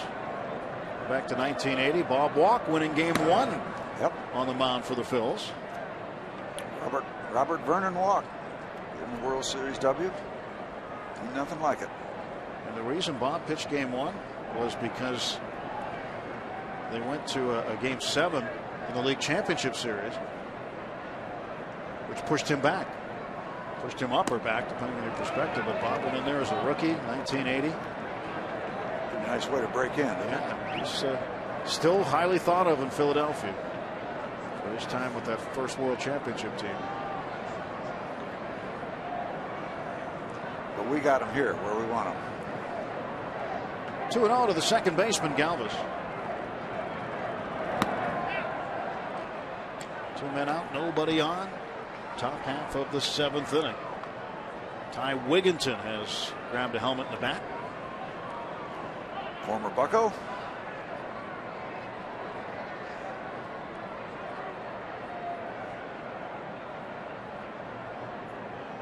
And the pitch coming from Watson. 3-0's got him for a strike, 3-1. Tony, one of those guys, didn't know till pretty much the last day whether or not he'd made the ball club, as it came down to the very last day before the final 25 were selected. Swanson fills up the count. Some anxious moments. Hey, well, got a second here. Want to say hello to a great Pirate fan, my personal fan of the game, Debbie Scrove. She used to work with her brother up in the Dormont area. Had a great spot where we used to stop and have some post-game production meetings. Debbie Scrove, great Pirate fan. Got a nice note. She was here at the opener Thursday. Payoff pitch, and Galvis in the air to center field. Drifting back McCutcheon, and Watson comes all the way back from a 3-0 count to retire Galvis and get the Phillies 1-2-3. Stretch time at PNC Park, middle of the 7th.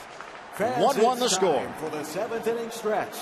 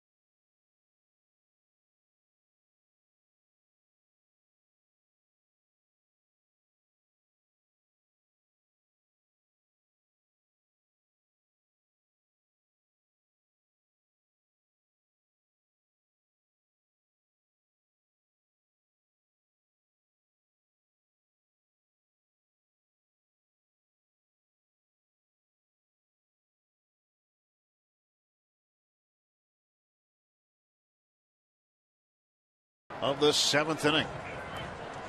We talked earlier about Jeff Carson's good work, and we talked about maybe the importance of just having it be a 1-run top of the first for the Phillies when they got off to a good start.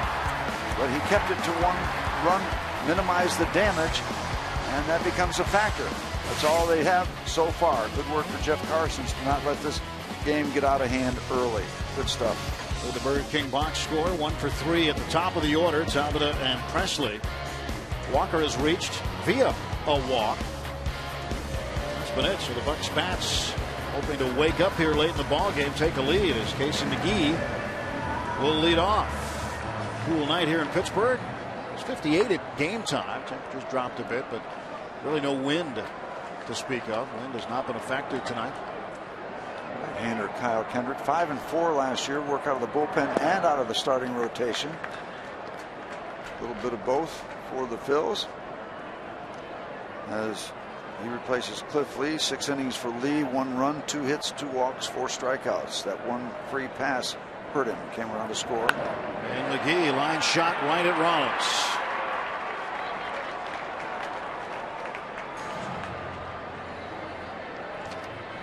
Follow us on Twitter at Root Sports Twit, for Root Sports Pit rather. You can tweet for team news, special giveaways, and behind the scenes looks at your favorite teams.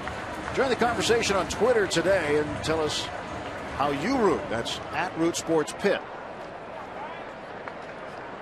Tweet. Steve said. Well, I got all kinds of ways of social, what is it? Social communication. Social media. Social media. Yeah. That's it. Do you still pick up the phone in your house and ask for? Yeah, I like to talk to people. You know, it's an old kind of an old habit. Hear somebody's voice. It's something kind of archaic, but it seems to still work. Old school.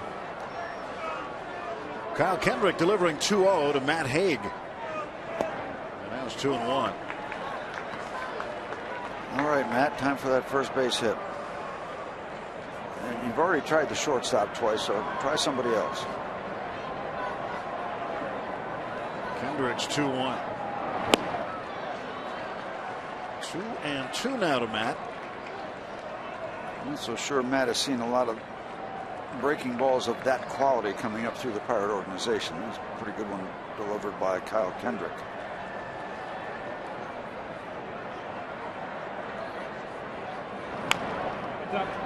Hangs in there 2-2. 1 out, nobody on for the Pirates. A 1-1 game. Bucks got their run when Jamaica Navarro walked. Pinch hitting in the 9 spot. Tabata got a base hit. Alex Presley fielder's choice. And Navarro at third base. And then Cliff Lee threw a wild pitch, allowing Navarro to score. Full count to Haig.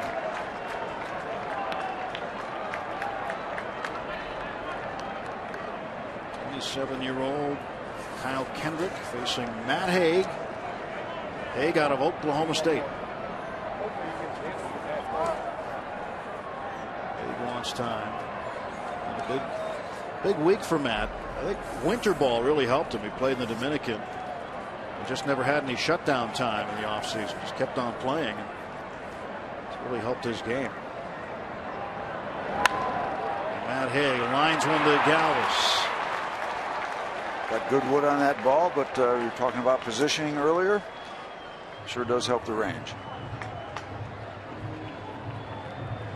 So Haig still waiting for that first big league knock. And the guy at the plate took him a little while too. Remember September 1st, 2009. Neil Walker made his debut in Cincinnati and was absolutely robbed by Brandon Phillips on a ball that he shot toward right field.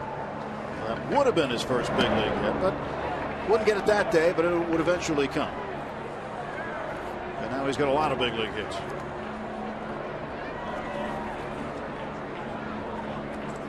Neil looking for a big league hit. His first this year. Doesn't have one yet. Takes inside 1-1. Kendrick served up 14 home runs last year. Part of his 15 starts. 19 times out of the bullpen. Split duty.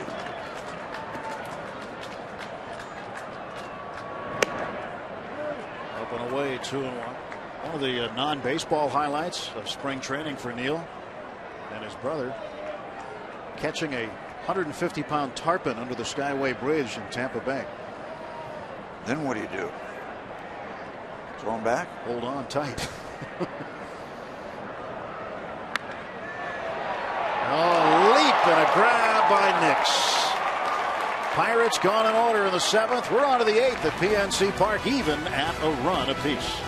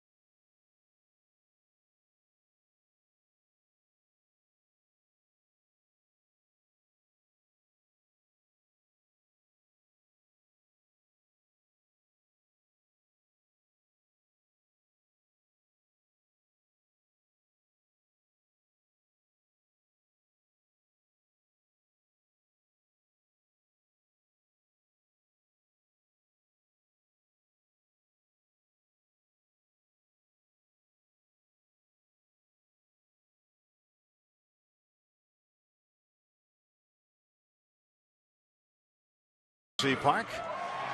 McCutcheon, subject of our Coors Light Cold Hard Blast as we turn the clock back to the 2009 season, and McCutcheon with the ball game on the line. A walk-off winner for Kutch in his rookie season, and how about that memorable leap to home plate? Today's Cold Hard Blast brought to you by Frost Brewed Coors Light. Looking forward to seeing some more of those. Jason Grilli is now on the mound. Some changes for the Pirates as McGee moves from third over to first base. And over at third base, Josh Harrison makes his 2012 debut.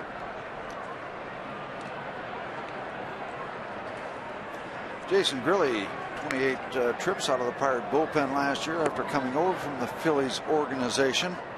Will come on to work here in the eighth inning, as Tony Watson put up a 0 in the 7th, and Pirates will have to be alert. Looks like Juan Pierre is going to bat for the Phillies. He's got all kind of possibilities. Premier bunter, be aware of that.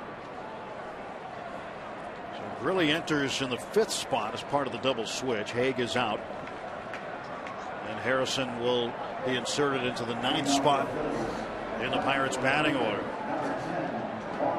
And Harrison may be challenged right away, as you mentioned, Steve. Pierre, a premier bunter. Harrison playing way in on the grass at third base. Jason Grilli going to be the 8th inning guy, at least to this point in the season. Pierre's not above trying to drag the ball past the pitcher too, to try to force McGee to make a play and beat him to first base. But priority number 1, strikes, make him earn his way on. You got a 1-1 ball game in the 8th inning. That's the deal. .311 career as a pinch hitter.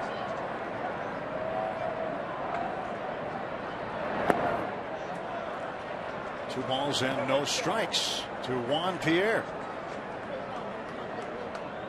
Did we mention he'll steal a base as well as try to bunt his way on? You don't want to give him first base.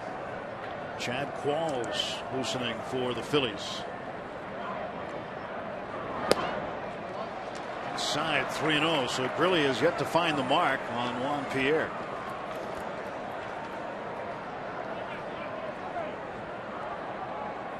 Pierre's a non-roster invite to Phillies camp. I don't think Juan Samuel has to even put up a signal to take the next pitch. There for a called strike. Juan Samuel been around major league scene for a lot of years, lots and lots of years.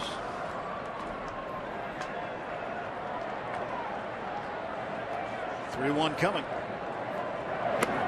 And that's strike 2 call. Pierre led the American League in bunt base hits with 19, and infield base hits with 46. Playing last year with the White Sox. Let's see if Jason can come all the way back from the 3-0 count. Foul it off. Pierre started with the Colorado Rockies. Spent time with the Florida Marlins, the Cubs, as well as the Dodgers. And most recently in 2010 and 2011 with the White Sox.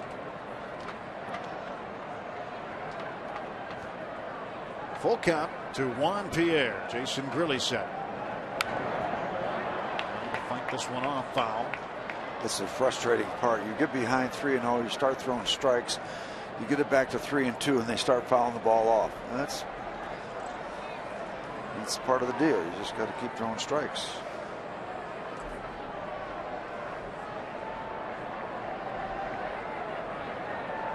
(1-1) top of the 8th. Nobody on, nobody out for the Phillies. Thank you. He just fouled off ball 4. Really catching a break. Thank you very much. UPMC Sports Medicine. Strike zone grid.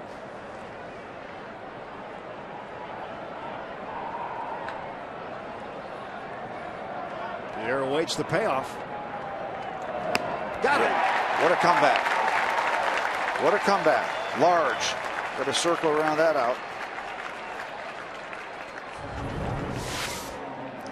You don't want this kind of speed on the base pass, and Jason just smokes him. High fastball. Doesn't catch up. First out in the 8th inning. The one gone now for Shane Victorino. Victorino's had a decent night at the plate. He has scored the lone Phillies run. He is 2 for 3. Little Linda Ronstadt. Blue Bayou. Gone. By you. And Victorino. Ask him. Inside. Why not appeal? Well, the worst they can say is no, which they say most of the time.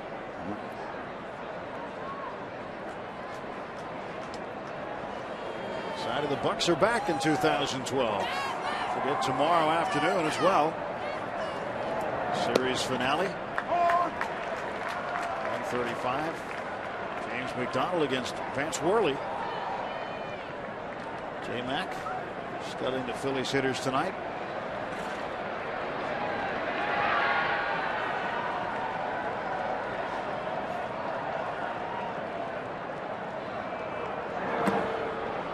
Two and one now to Victorino.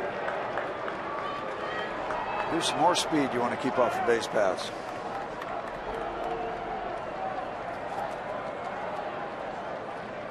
Shane Victorino can make things happen. Jason Grilli trying to make sure it doesn't happen. Good fastball. Good fastball. 92 miles an hour. A little snap on it.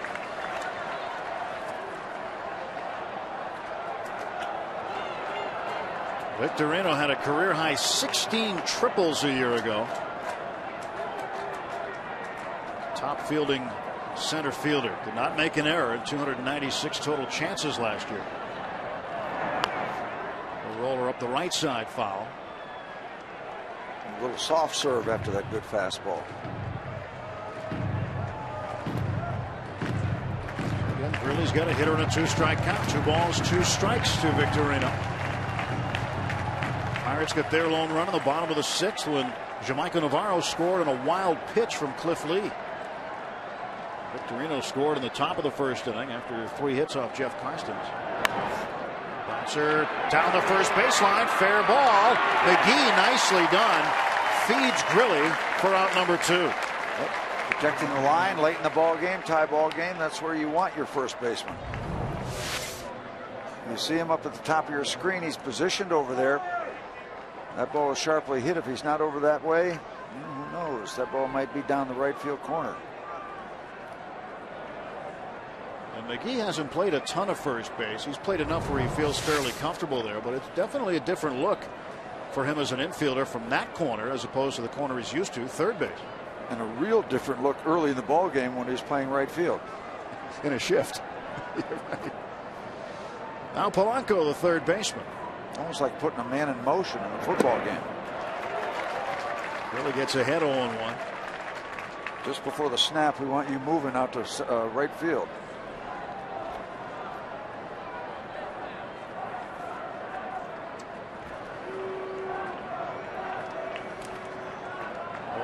To Polanco, and he fouls this one down the right side. Big crowd here again tonight. Big crowd here opening day. Largest crowd ever to see a baseball game on Thursday. 39,585 tonight. 38,885. Bucko Nation showed up. Box it. Great to see the folks out here. They responded in great fashion last year. Just say it again. Thanks for caring enough about your Buccos to come out.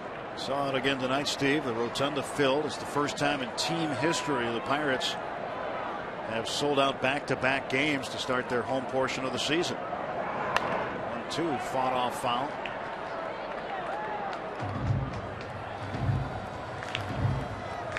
He was just explaining to the Philly fan how it is.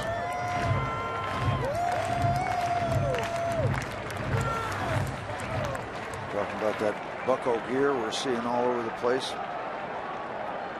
It's always been around, but the numbers dramatically increased last year. Grilli delivers 1-2. Polanco to first base. It's through the legs of McGee. Right at him, but misplayed. And the Phillies have a base runner with 2 outs.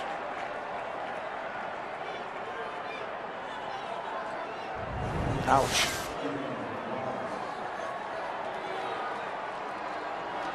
Like it had some English on it, but nonetheless, you got to smother that ball.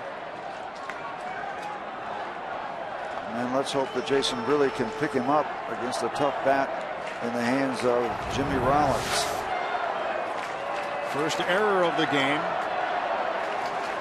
One of these games, just like Thursday's opener, with the first team to blink, it might cost them. But 2 outs. Polanco doesn't run very much. And Rollins right to Barmes. He'll go on to first and take care of Jimmy Rollins. So that takes care of that. Nice job by Jason Grilli. Pirates coming to the plate in the bottom of the 8th. Game tied at 1.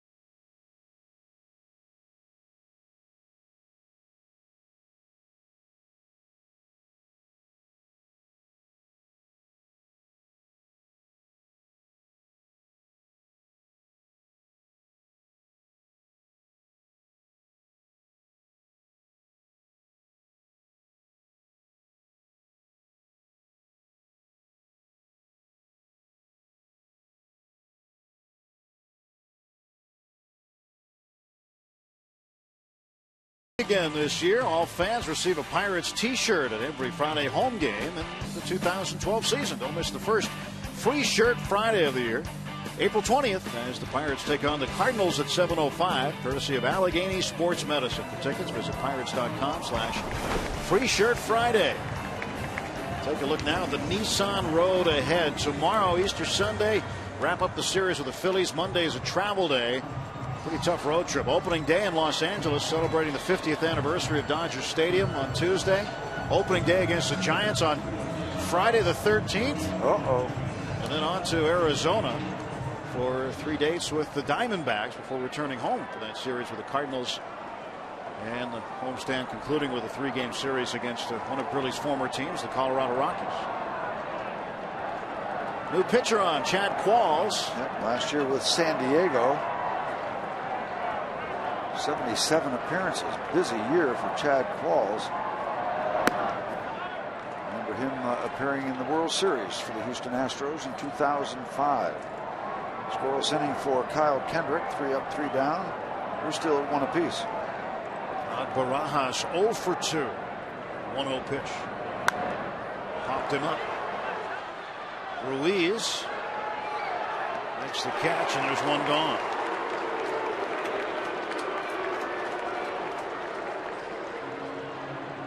Clint Barmes coming to the plate.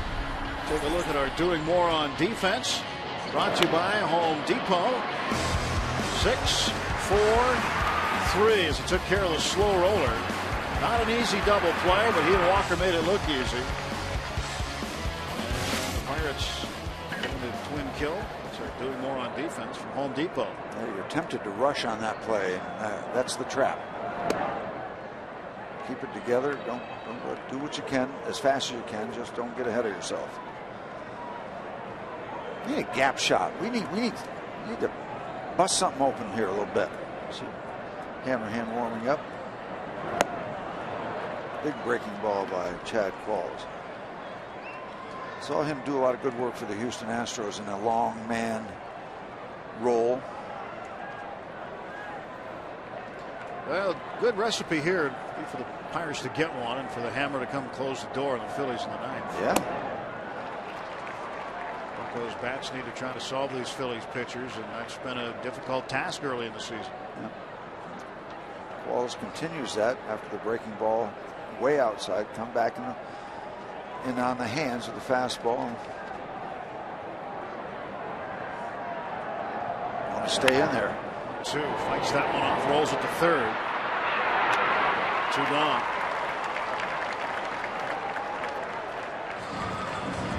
That's what happened too. That's just simply good pitching. You get a breaking ball out of the way, you come in on the hands of the fastball.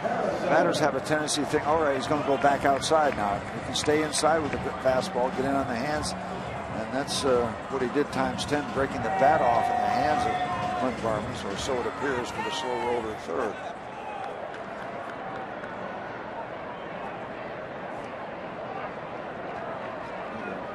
Tricks for pitchers is not to be predictable, not to do the same sequence every time. Harrison lifts this one down the left field line, and that's going to roll to the corner. Harrison heading for second base, and Josh Harrison, on the first pitch he sees, knocks it into the left field corner off Chad Qualls. The Pirates have a go-ahead run in scoring position. So we're talking about something sudden. You've got an exciting player there, Josh Harrison. He gets it down in the corner. Easy 2 bases. Plus, now you got that speed at second base, where a base hit's going to give you a lead run, and maybe try to write that script you're talking about with a 1-run lead in Joel Hammerhand. Well, the 2-base hit was what Harrison led the club in spring training. He had 7 of them. He was one of the Grapefruit League leaders in that category, and had a very good spring. Hit .341. Love that speed. You love that speed. Now, they'll come in a step or 2 in the outfield for Tabata, just because they've got to be in position to try to make a throw on a base hit that's right at them. Nobody watching Josh Harrison. I mean, he can get as much room on his lead as he wants. Tabata takes inside for a ball. Runners threatening with 2 outs here.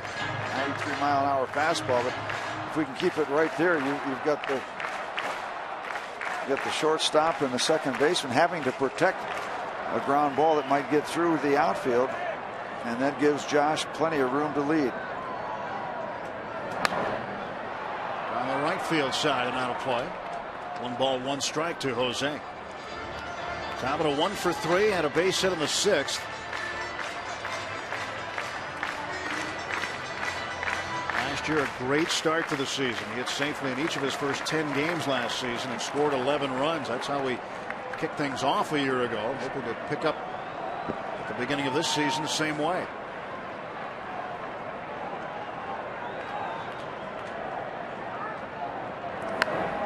Watch out. Bullet over the Philadelphia dugout. Ball and 2 strikes now to Jose. Clint Hurdle wants a run. No question. And 38,000 of his closest friends want one also. They also want a run. Josh Harrison wants a run. They're trying to keep Harrison somewhat honest, but then they back off and give him a lot of room at second base. Tabata takes up and in.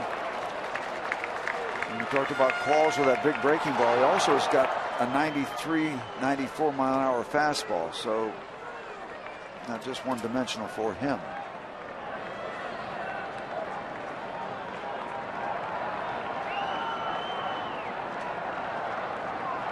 Walls gets a sign from Ruiz, and Tabata ready for the 2-ball, 2-strike pitch.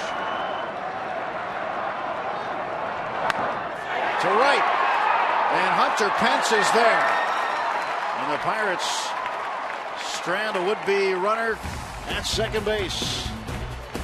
We go to the 9th, even at 1.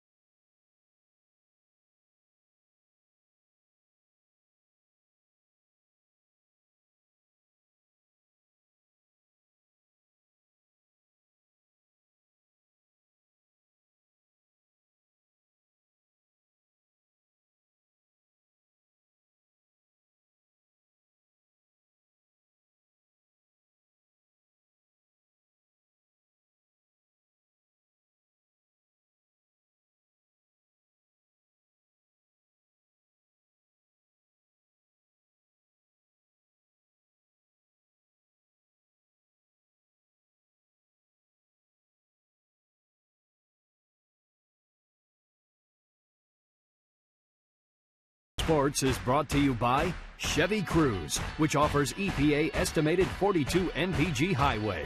By Day Automotive, we're going to make your day. By Jeep, visit Jeep.com to learn more.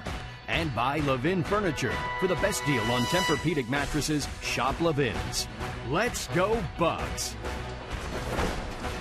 After the game, don't touch that remote. You'll miss the Pirates post-game show. See what Clint Hurdle had to say about the game and more.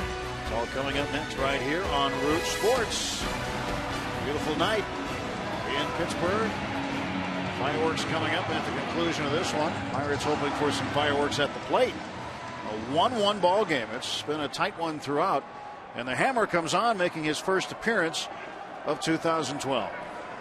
Not in a save situation, but he could pick himself up a quick win. 40 out of 44. Operative numbers right there. Last year, a National League All-Star. He was perfect in save opportunities, converting save opportunities up until the All-Star break. The first one that he missed was right afterward in Houston, but first half of the season he was perfect. Hunter Pence to face Hanrahan. A 94-mile-an-hour heater, not his best one, goes for ball one. He'll get that radar gun up around 97, 98, 99, even in the triple digits.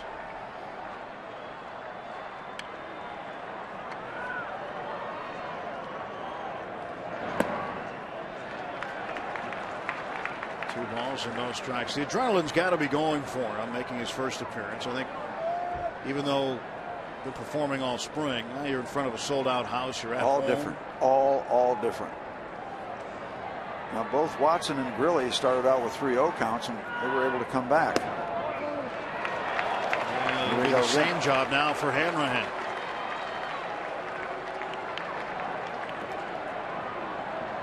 It was huge for Grilly when he had Juan Pierre up there with all that speed, but he was able to grind him out and strike him out. 3-0 is in there. Here we go again, hopefully.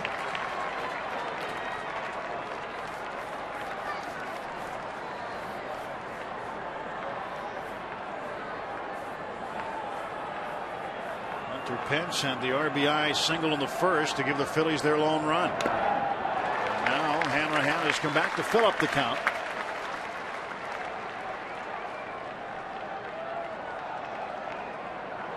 Pence is thinking it's either fastball or sliders. It's one or the other. You know, these are exciting things for any player, whether they've been around 10 years or like a Matt Haig. Your first time out in the season, when it counts, you're feeling it. You got the fastball at 96.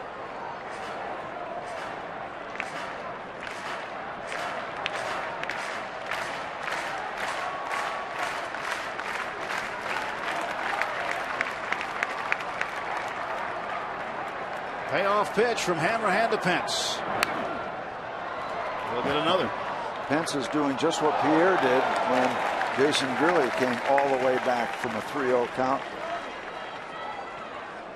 to get to 3-2 and then fouled off 2 or 3. Or do you stay with the heater here? That's the question. Yeah. Pick your poison.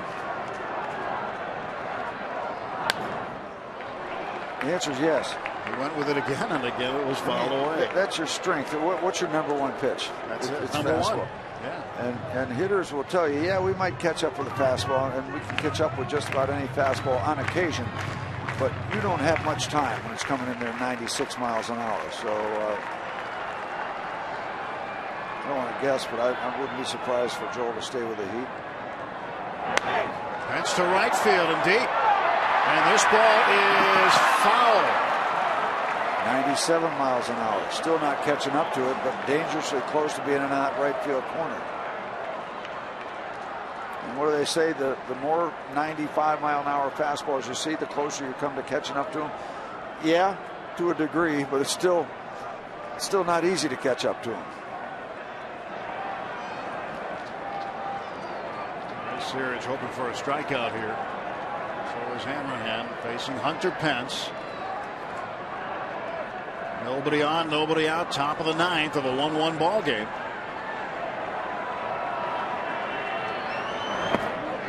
He tried the slider that time and missed. See, you're darned if you do, darned if you don't. If you throw the slider for ball 4, why didn't you stay with your fastball? If you throw the fastball and get hurt with it, too many fastballs. So those judgments come after the fact. He tried the slider, it didn't work. Got to deal with it. We'll bring up the first baseman, Lance Nix. Nix 0 for 2. Will they try to move him here? Josh Harrison even with a bag at third. They do try to move it. It's fouled away for a strike. Nix has faced Hanrahan twice in his career. He's 1 for 2 off of it. I don't know all that much about Lance Nix. We saw him a little bit with the Reds. He doesn't look like the prototype bunter. I don't believe he's done a lot of bunting in his career. Probably fancies himself more as a power hitter. Oh, yeah.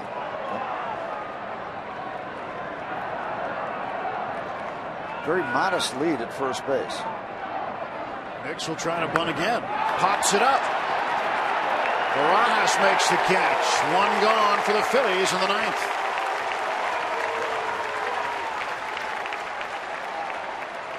Thank you very much.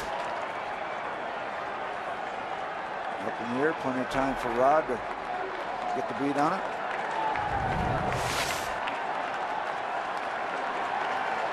Jim Thome. Yeah, the job gets a little tougher for Hanrahan here. Jim Thome is going to pinch hit. What a weapon to have coming off your bench if you're Charlie Manuel. Oh, here comes Harrison going out. Now he's not going out to right field yet, but they're going to put the big shift on.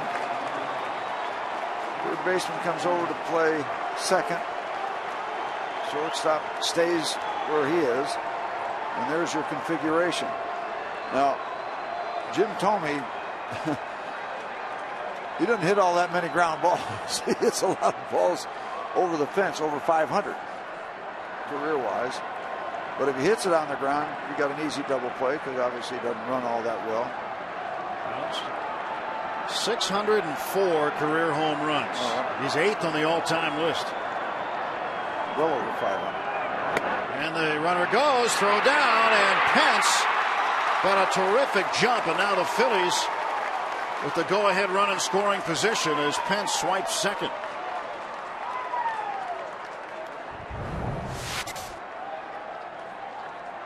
Big jump. No chance for Barajas.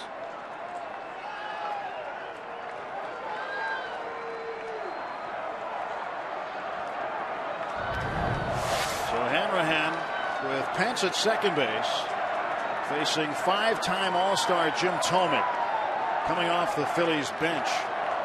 Signed by the Phils as a free agent this past November.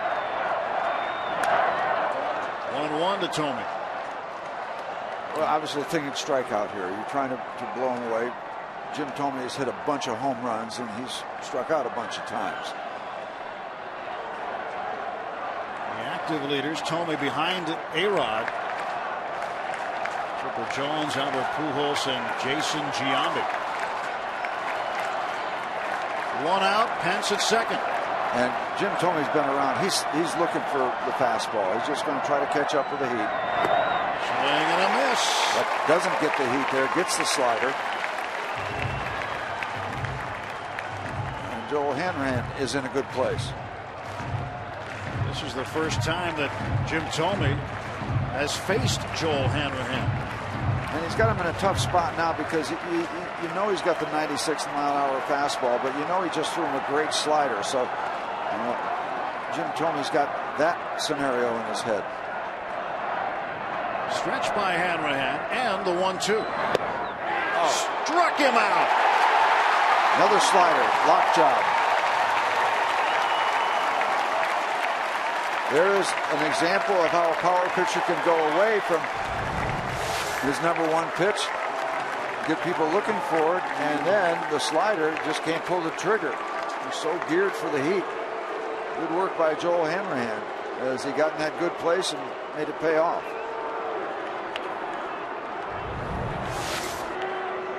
Carlos Ruiz 1 for 3 tonight, a single in the 4th.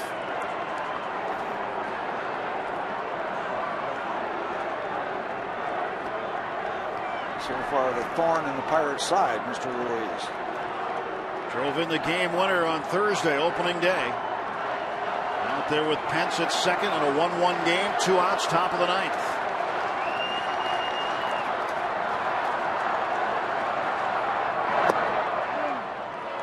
Ruiz takes low for a ball. Using that slider again.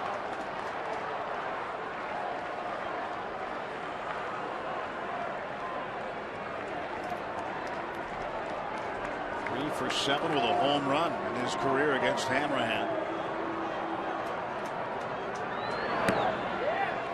And he's ahead in the count 2-0 against Joel. And Ruiz has not seen that Hanrahan fastball yet.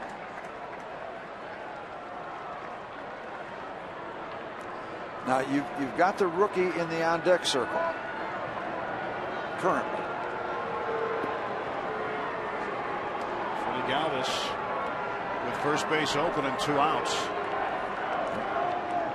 Pirates had an opportunity in a situation not exactly like this, but similar. Elected to pitch to Ruiz with Wigginton at third and Mayberry at second on opening day in the 7th inning. Going to finish him off. Barajas does not extend the right hand.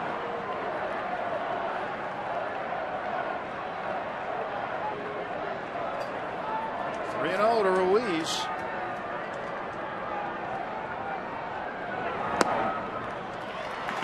And he pitched around him.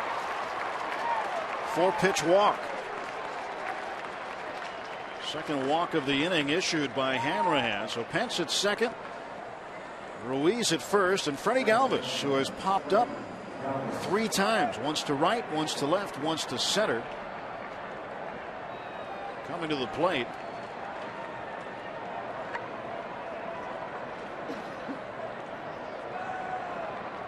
There's a right-handed bat.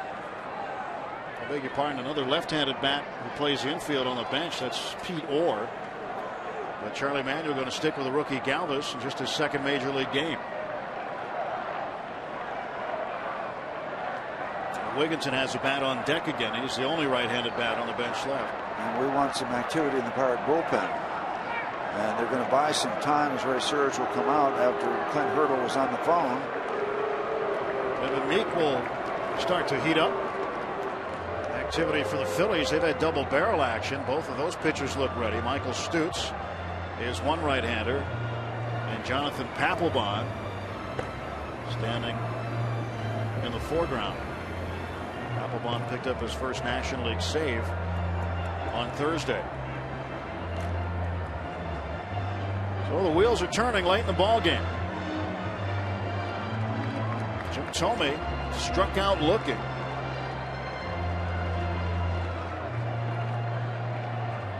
But Thome certainly is going to have his share of days still at age 41.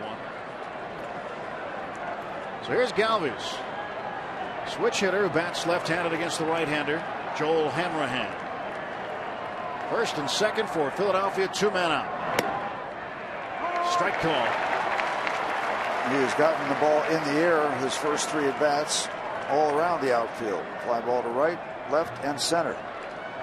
You got to figure, Steve, that slider out of the hand of Hanrahan's got to be tough on Galvis being a left-handed hitter, as it will dart down and in on him.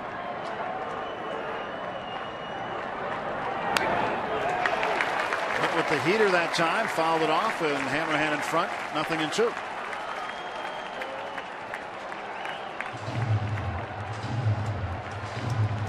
Joel Hanrahan trying to pitch himself out of trouble. Yeah, Presley not particularly deep in left field. This is not known to be a power guy.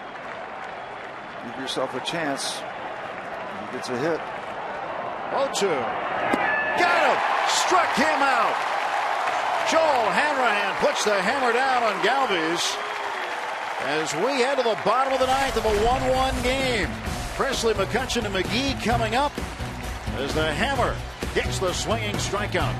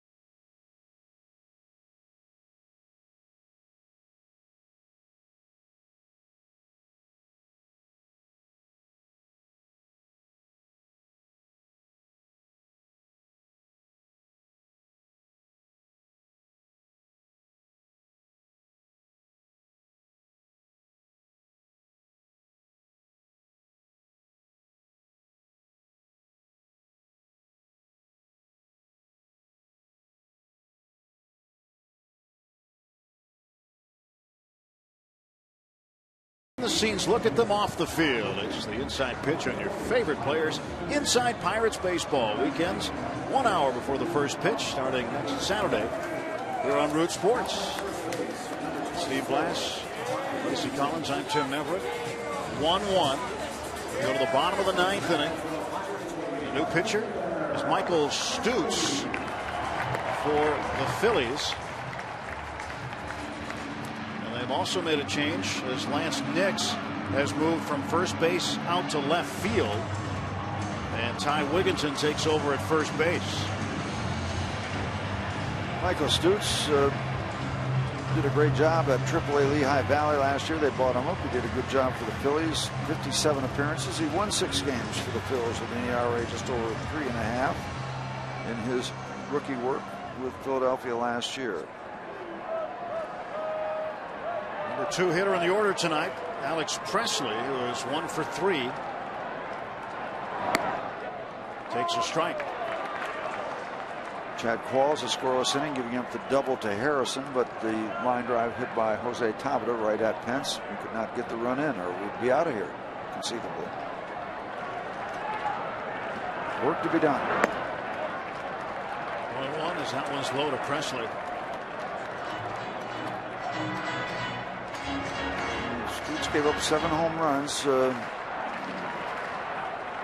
Controlled pretty good numbers for a rookie. For anybody. And Presley drills it to center. Peddling Victorino. 1 out in the Pirate ninth. Okay, Andrew, you did it to the Phillies. What? You were showing highlight of that home run back in the day. Do it again. Moon rising behind the buildings in downtown Pittsburgh. Looks like a half moon, but it is full, trust me. Oh, yeah. You can see it over the Clemente Bridge from this angle. 0 for 3 tonight for Kutch.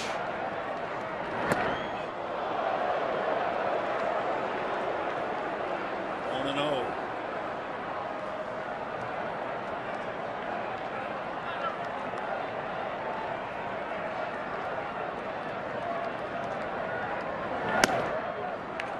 Just caught the inside edge. Count even, a ball and a strike to McCutcheon. They into a double play in the first, knocked out foul in the fourth, and then struck out swinging in the sixth. The Philadelphia outfield back trying to cut off any possible double. Tough to do with the way Andrew runs if he finds any kind of gap. He'll look down at first, and he'll get rung up by Tony Randazzo. 1-2 now as McCutcheon's down to his last strike.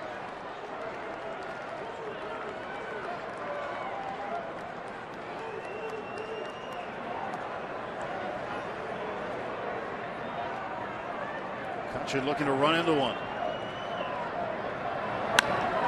the middle, a base hit. And the Pirates have the winning run aboard in the bottom of the ninth. And the burning question, will he stay at first base? The Phillies will be very conscious of that question.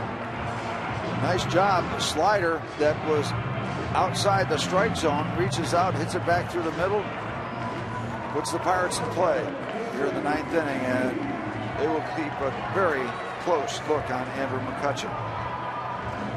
Andrew's first hit of the young season. He'll get his lead at first, held on by Wigginton. Casey McGee at the plate. I think everybody in this yard is going to be surprised if he doesn't go.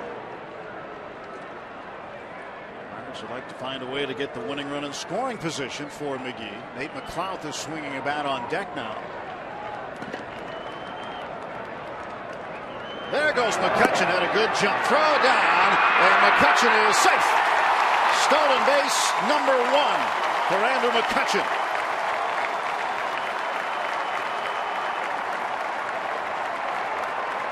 Stole that one off Michael Stutz. Yeah, he was underway before the ball was released. Everybody knew it was going to happen, but you got a young pitcher out there. Not the easiest ball for Ruiz to handle. A little bit on the shortstop side. You got to go down and get that ball. That's not the smoothest way for a pitcher or a catcher to get his release to second base.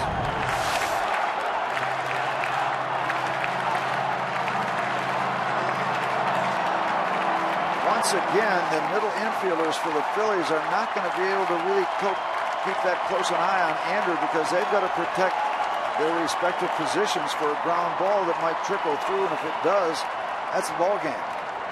So they got to give him probably a little more room than they want to protect their terrain. McGee to right field. 2 outs. Now the lead won't matter, because a base hit, he'll be off to the races with 2 outs. It'll be up to McLeod. Second. Number 2, McLeod. It's a Pirate.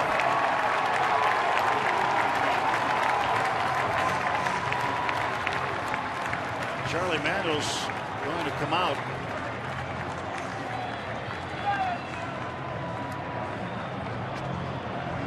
Left-hander ready to go in the pen. He's going to make a change. Stutz will not face McLeod. We will take a timeout along with him. 1-1, 2 outs, bottom of the ninth at PNC Park.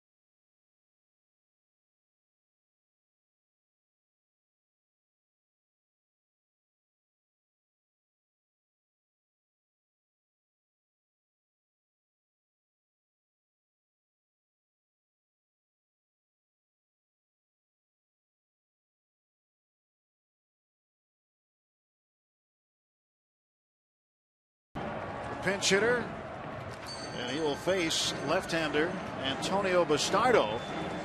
Did a good job for the Phillies last year. His first full year in the big leagues, 64 appearances, 6-1 with a 2.64 ERA and over a strikeout per inning for this native of the Dominican Republic, Antonio Bastardo.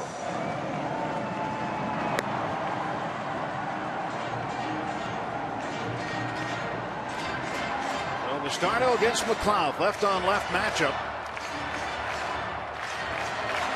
Pirates trying to win this one in 9.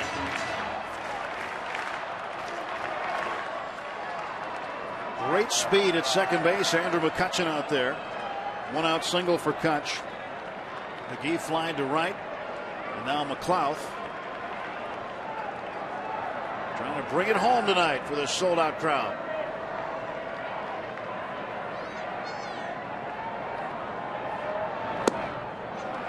All 1.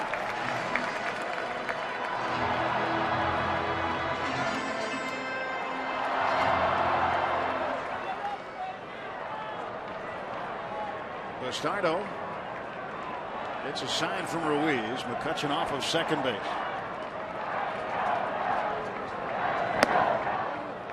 2-0. Switch hitter Neil Walker in the on-deck circle.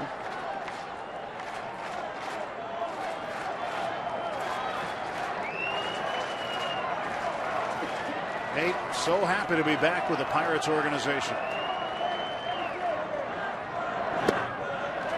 3-0.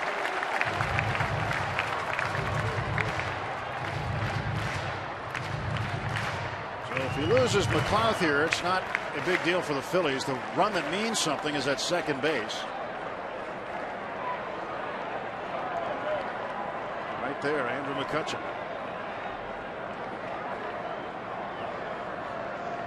Stardo's 3-0. And he walks Nate McLeod on 4 pitches.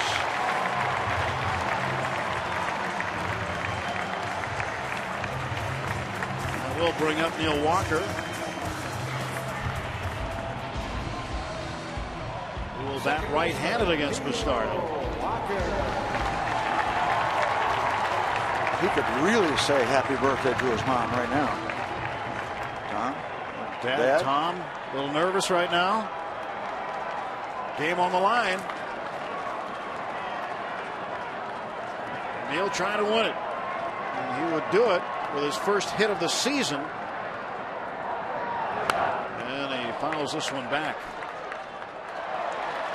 91 miles an hour from a 5'11" left-hander.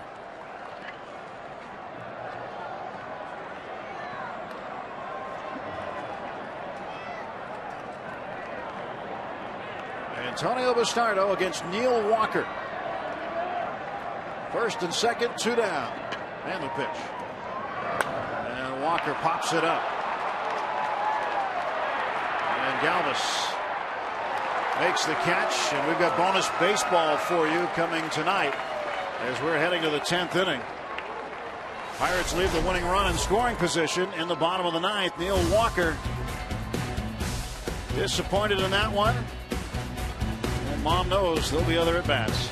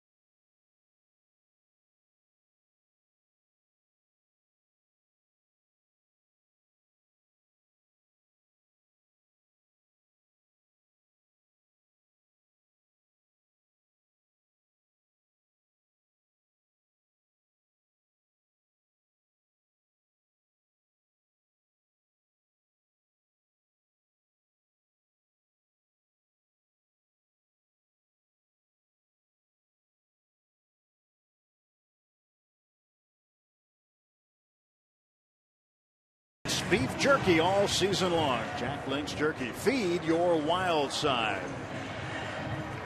Game number 2 of the season. Strange things happen on a full moon.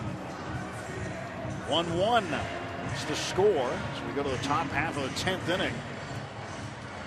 And a new pitcher, Juan Cruz.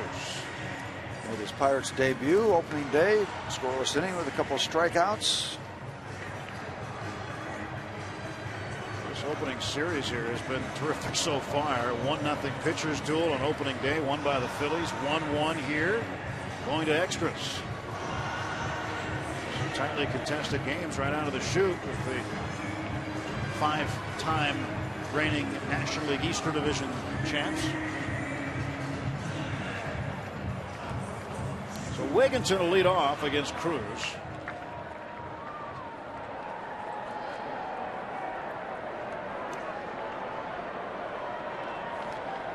42 last year, 15 homers. Keep him off the base paths. He scored the winning run last night, or Thursday in the opener. Don't want him to do it again. No. First pitch misses high. Speaking of extra innings, how about that Toronto-Cleveland opening series? They went A major league record 16 innings yesterday on their opening day. And then today went 12 more before Toronto won it again. They're 2-0 on the road against the Tribe. 1-1 to Wigginton. If you want to think along the lines of this thing being extended further and further into this Saturday night, Juan Cruz back in the day did some starting, so conceivably he could give Clint Hurdle more than one inning if needed.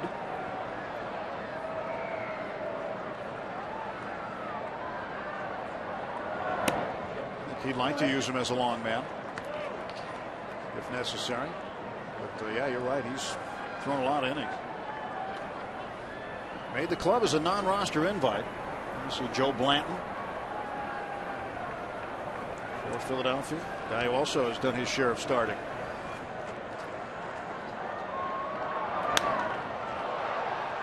In the air to left field, and Presley will put it away for the first out of the Philadelphia 10th. Pretty deep pitching staff for the Philadelphia Phillies. Yeah, you think? Yep. Well, Jonathan Papelbon will join Blanton in the bullpen. Shane Victorino back up. 5th time to the plate for him tonight. He's 2 for 4. He has scored the lone Philadelphia run.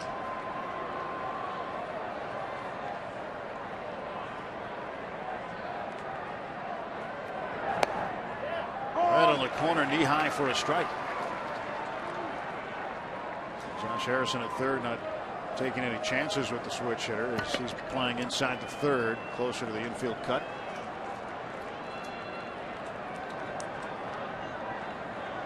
Overtime work for home plate umpire Larry Vanover and his crew of Tony Randazzo. Popped him up. Clint Barmas. 2 gone for the Phils. Todd Titchener and Brian Gorman, the crew chief, also working as the men in blue, the 4-man crew tonight. It's good work for Juan Cruz so far. Facing Placido Polanco. Jackets are needed tonight at the ballpark. It's been a little on the cool side. Of course, that comes from having spent a month in sunny and 85-degree temperatures. In your case, 3 months. Sunny and 85.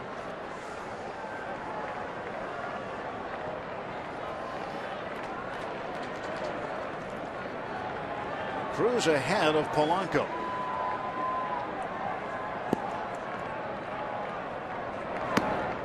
Side 1-1. Everybody hanging around for baseball and bombs bursting in air. This one finishes. It's going to go boom boom in the night sky. Perfect night for it. Clear skies, full moon. Downtown lit up. Stadium will get lit up. The Pirates can walk off with this win. 2-1 now to Polanco. How about that? Never gets old. Still looks like the background of a movie set.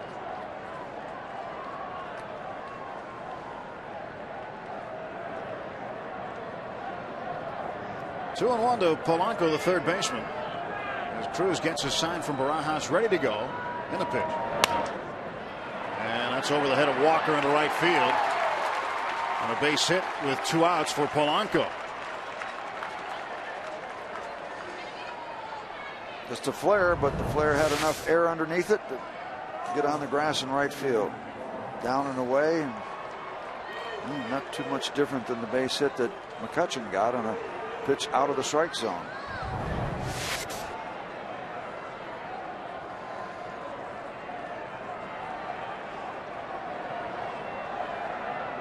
Jimmy Rollins 0 for 3 tonight. A very dangerous customer. You do not have great speed at first base.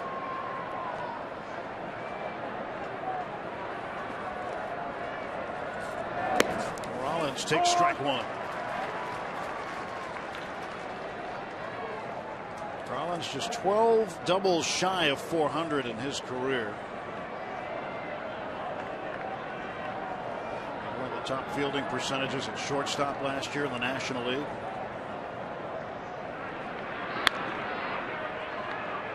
Polanco back in plenty of time. You know, over the last 12 seasons, he's played the most regular season games at short among all National League players. Second most in baseball, behind only Derek Jeter.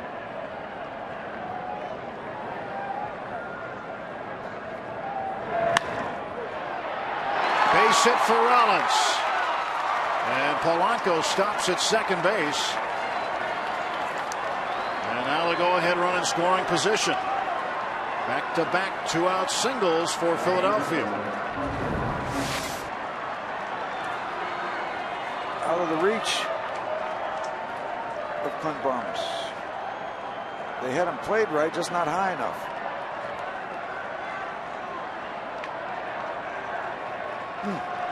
So close. Thanks for that look from the AGH cam. 2 on, 2 out in the 10th. Hunter Pence, the hitter. Pence has driven in the lone Philadelphia run. He's walked once. 2 for 3. 1 for 3, beg your pardon. Now Polanco at second. Rollins not being held on at first. The pitch. Strike one. Hunter Pence didn't want 1 run there. He wanted 3. The big swing. Always been tough with runners in scoring position. Last year, 56 out of 165. Good for a 339 average.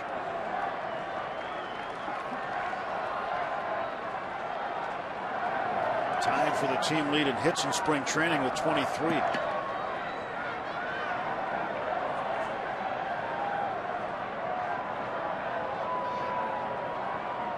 Nothing in one. Long look in by Cruz. Tried the corner and missed it. 1-1. Not going to see too much finesse from Juan Cruz. Similar to a style that you saw from Joel Hanrahan. Fastball, slider primarily. Once in a while he'll pull the string. Last year, Cruz was a regular out of the bullpen for the Tampa Bay Rays. And undefeated. 5-0. 1-2 now to Pence. Sometimes you hook onto a good luck charm like that. You keep racking up wins. Cruz said that he went to the playoffs last year. It was fun, and he signed with Pittsburgh for an opportunity to get back to the playoffs. That was his line of thinking. So it's good to have that kind of thinking in the clubhouse. 1-2 to Pence. Got him. Strike 3. Juan Cruz gets it done. 1-1 as we go to the bottom of the 10th.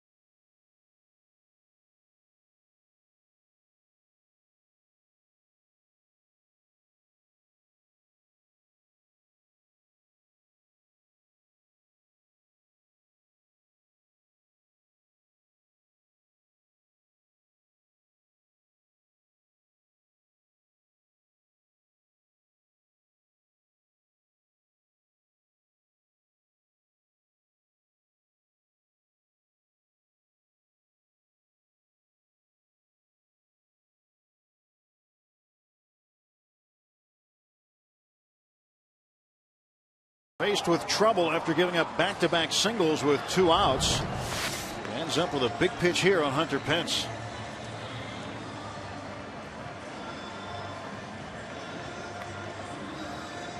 Strikes out Pence and gets the Pirates back to the bat rack.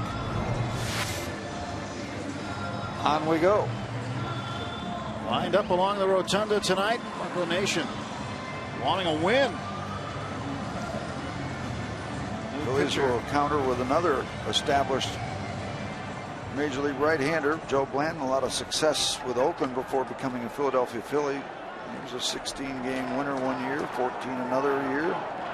Last year, arm problems for Joe Blanton.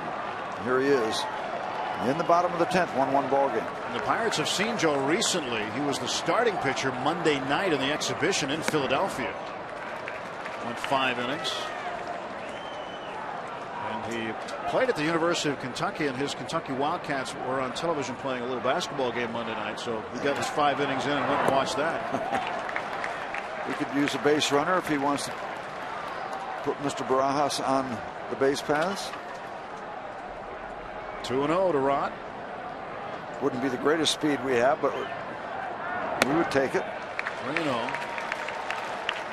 Well, Barajas gets on here.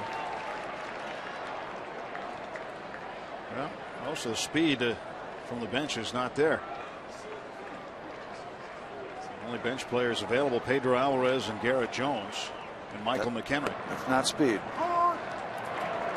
3-1.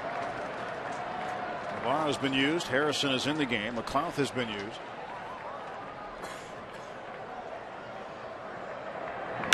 And Barajas belts this one to deep center field. Going back, Victorino. It is off the top of the wall. Oh, my goodness. And Barajas is in with a double, an inch or two away from ending this ball game.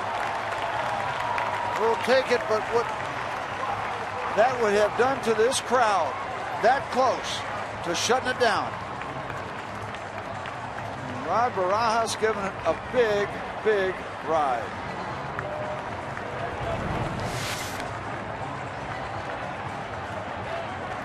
Rod knew he hit it pretty well, but just how well? Off the padding, 4 inches, maybe less. AGH cam. Show us how close. 1 inch. Man. Maybe an inch and a half. So close. Same reaction from the Pirate bullpen. Well, Barajas has taken a seat, and Michael McHenry is the pinch runner. And Clint Barmas, a chance now. Winning run is in scoring position. Barmas shows bunt. Phillies defensively go into the wheel play, leaving the middle of the field wide open. Second baseman Galvis covers first. Shortstop Rollins goes to third while the corners crash. Nobody out, 1 ball, no strikes. Joe Blanton facing Clint Barmas. And Barmas bunts it to third. Perfect. Right where you're supposed to put it. And the winning run now is 90 feet away. Well done by Clint Barmas. Perfect. Force the third baseman to make the play. See the shortstop not wheeling around. He's staying at second base. All Polanco can do is look at nobody home at third and then make the only play he had available. McHenry represents the game's winning run. Pinch running for Rod Barajas, who came an inch away from ending the game on his own.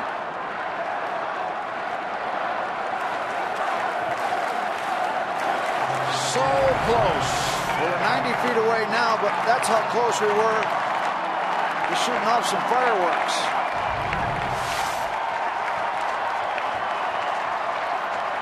Barajas, the former Philly. Everybody tight in the outfield. Everybody tight in on the infield. Got to put the ball in the air. Harrison is 1 for 1 with a double. Blanton, the pitch. And Harrison up in the air, foul right side. Strike one. Josh Harrison, first on the scene last year, really just impressed the fans with his energy and the spark plug attitude and the way that he played the game. He would make things happen. And he has to look at Nick Leyva just in case. You never know, but he has to check as he should.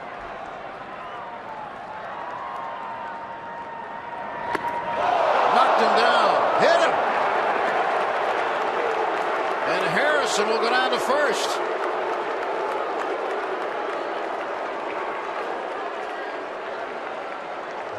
Chin music.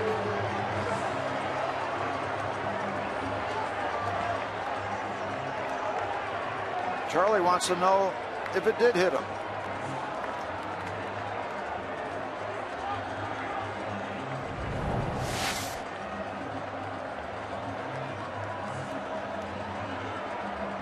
Hard to tell there. Didn't get a lot of them if it did. Just got him in the front. Larry Vanover said it hit him, so it did.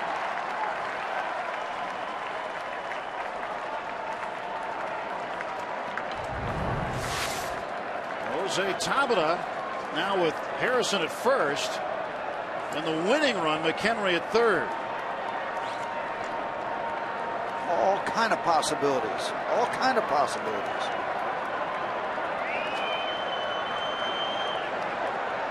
Infield drawn in, and Tabata in the air to shallow. Well, that's going to be in the infield.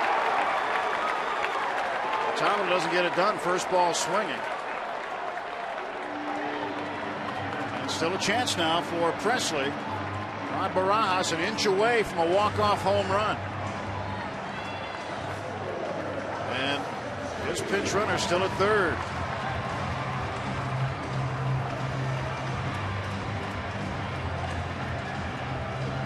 See if Alex Presley can get it done. Two down here in the bottom of the 10th. Let us count the ways. Wild pitch, balk, error, pass ball, base hit, home run. Barajas a near moon shot to win it. First and third, two down for Alex Presley.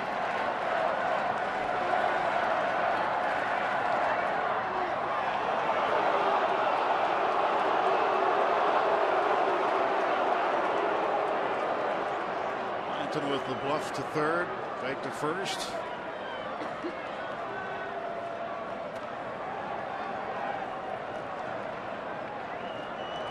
First pitch coming to Presley. In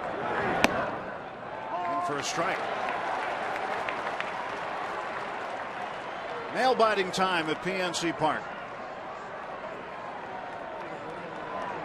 Juan Cruz got it done on the hill. Striking out Pence with 2 on and 2 out.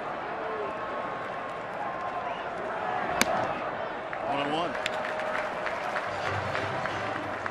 Cruz would be the pitcher of record if Presley could get a base hit here and score McHenry. Blanton 89-91 with that fastball that he delivers. 2-1.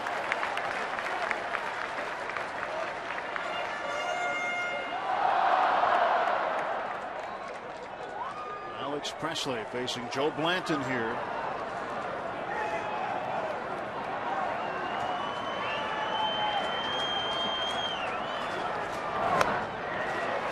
Caught the corner for strike 2. Now Alex down to his last strike. He has been good with 2 outs and runners in scoring position over the course of his brief career, hitting .370. 10 out of 27. McHenry represents the winning run. And a slow roll and a short. Rollins throws. Presley saves. Pirates win. Pirates win. Presley beats it out. Gets the walk-off winner. 2-1 Bucks. How about a little Bucko speed?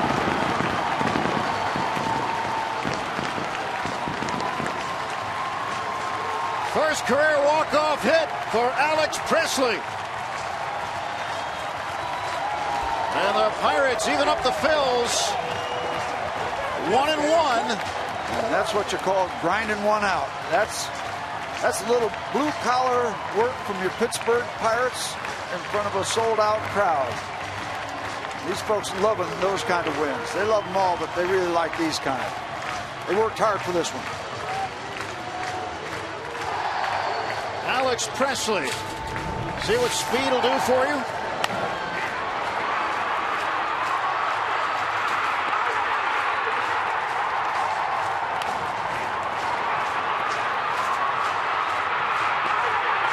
And the Pirates with their first win of 2012.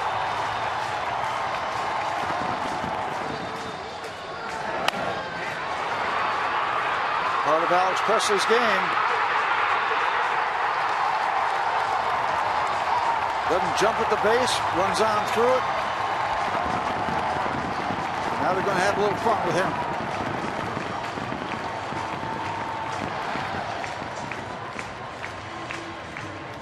Oh, what a night for Alex Presley and the Pirates. In front of their second straight sellout crowd. Presley and the Pirates beat the Phillies 2-1. Let's check in with our postgame guys, Paul Alexander and Kent Tekulve.